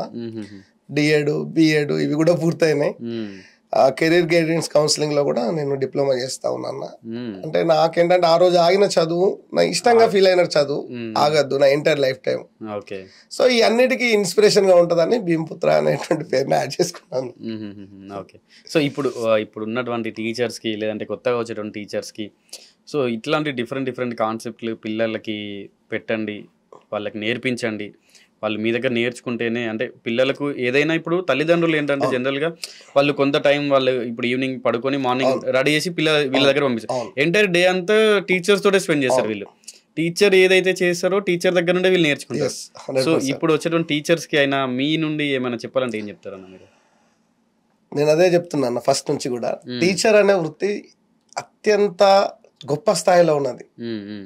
సాధారణమైన వృత్తి కాదు, చాలా గొప్ప వృత్తి. ఈ దేశ ప్రధానమంత్రులను, ఈ దేశ ముఖ్యమంత్రులను, ఈ దేశ పాలకులను తయారు చేసేటటువంటి హోదాలో మనం ఉన్నాం. ఈ దేశ అధికారులను తయారు చేస్తున్నటువంటి హోదాలో ఉన్నాం. ఈ దేశ జర్నలిస్టులను తయారు చేసేటటువంటి హోదాలో మేము ఉన్నాం. కాబట్టి అంతే బాధ్యతగా ఈ సమాజానికి ఏం అవసరం, ఇవాళ సమాజంలో విలువలన్నీ పోతున్నాయి అని సమాజం మాట్లాడుతున్న క్రమంలో ఈ సమాజం ఎట్లుండాలని నువ్వు కాంక్షిస్తున్నావు. ఆ కాంక్షలు ఎట్లా ఉన్నాయి, ఆ ఆశలు ఎట్లున్నాయి, ఆ ఆశయాలు ఎట్లున్నాయి అనేటువంటిది బిల్డ్ చేయాల్సిన బాధ్యత టీచర్స్దే. కాబట్టి మరింతగా అంటే ఎందుకంటే సమాజం అప్పుడప్పుడు సెట్ బ్యాక్ అవుతూనే ఉంటుంది అన్న, సమాజం వెనక్కిపోతుంది. వెనక్కిపోయినప్పుడు దాన్ని రీబిల్డ్ చేయాల్సినటువంటి బాధ్యత టీచర్స్దే. కాబట్టి 100% మనం అంతే అంటే ఏది వాస్తవము, ఏది ఈ సమాజంలో రిఫ్లెక్ట్ కావాలనుకుంటున్నావు, ఈ సమాజాన్ని ఎట్లా సంస్కరించాలనుకుంటున్నావు అనే విజన్ నీ దగ్గర ఉండగలగాలి.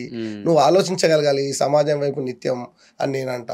నిత్యం చదవాలి, ఈ సమాజంలో వస్తున్న మార్పులను ఆకలింపు చేసుకొని సమాజంలో ఒక ఉన్నత స్థానంలో ఈ సమాజాన్ని నిలబెట్టుకోవడం కోసం మనం అంతగా ప్రయత్నం చేయాలని నేనైతే టీచర్లకు చెప్తాను. ఓకే అన్న, థ్యాంక్ యూ అన్న. సో చూసారు కదా, ఇది మొత్తంగా భీంపుత్ర శ్రీనివాస్ సార్ ఏమంటున్నారంటే, ఎవరైనా పిల్లలు కానీ లేదంటే పెద్దలైనా అంటే మనం చాలా చర్చించాము ఈ ఇంటర్వ్యూలో. ఒకటి వాళ్ళ జరుగుతున్నటువంటి టీచర్స్కి వీళ్ళు ఏంటంటే పిల్లలకి కొత్తగా ఈ కార్యక్రమాలతో అవ్వచ్చు, చిన్న చిన్న ప్రోగ్రామ్స్ కండక్ట్ చేస్తూ పిల్లలకి అవగాహన పెంచి, అంటే ఇప్పుడు టీచర్స్ ఎవరైతే ఉన్నారో వీళ్ళే ఈ వచ్చే తరాలకి వీళ్ళు మంచి వాళ్ళని ఇవ్వటం వీళ్ళ చేతిలోనే ఉంది అని అంటా ఉన్నారు. అట్లాగే మనం ఈ టీచర్స్ గురించి, పిల్లల గురించి, పేరెంటింగ్ గురించి, వీటన్నిటి గురించి కూడా డిస్కస్ చేయడం జరిగింది. సో మరి ఇంకొక మంచి కొత్త ఇంటర్వ్యూతో మీ ముందుకు వస్తాను.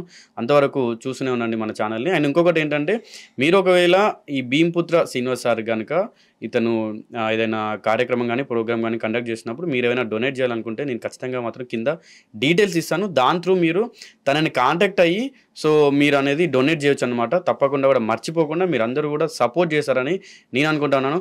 థ్యాంక్ యూ అన్న, థ్యాంక్ యూ సో మచ్. నేను మీకు కాల్ చేయగానే అక్కడ నుండి మీరు వచ్చి మనం ఈ ప్రోగ్రాము రన్ చేసాం. అండ్ ఇంకొకటి ఏంటంటే, ఈరోజు చిల్డ్రన్స్ డే సందర్భంగా పిల్లలందరూ కూడా చిల్డ్రన్స్ డేగా నేను విష్ చేస్తూ ఉన్నాను. అండ్ యాక్చువల్గా నేను మీకు ఇది చెప్తూనే స్టార్ట్ చేద్దాం అనుకున్నాను. అండ్ మీ పిల్లలు కూడా చిల్డ్రన్స్ డే విషెస్ అని చెప్పి నేను చెప్తా ఉన్నాను అన్న. థ్యాంక్ యూ అన్న, thank you so much. Thank you అన్న, థ్యాంక్ యూ.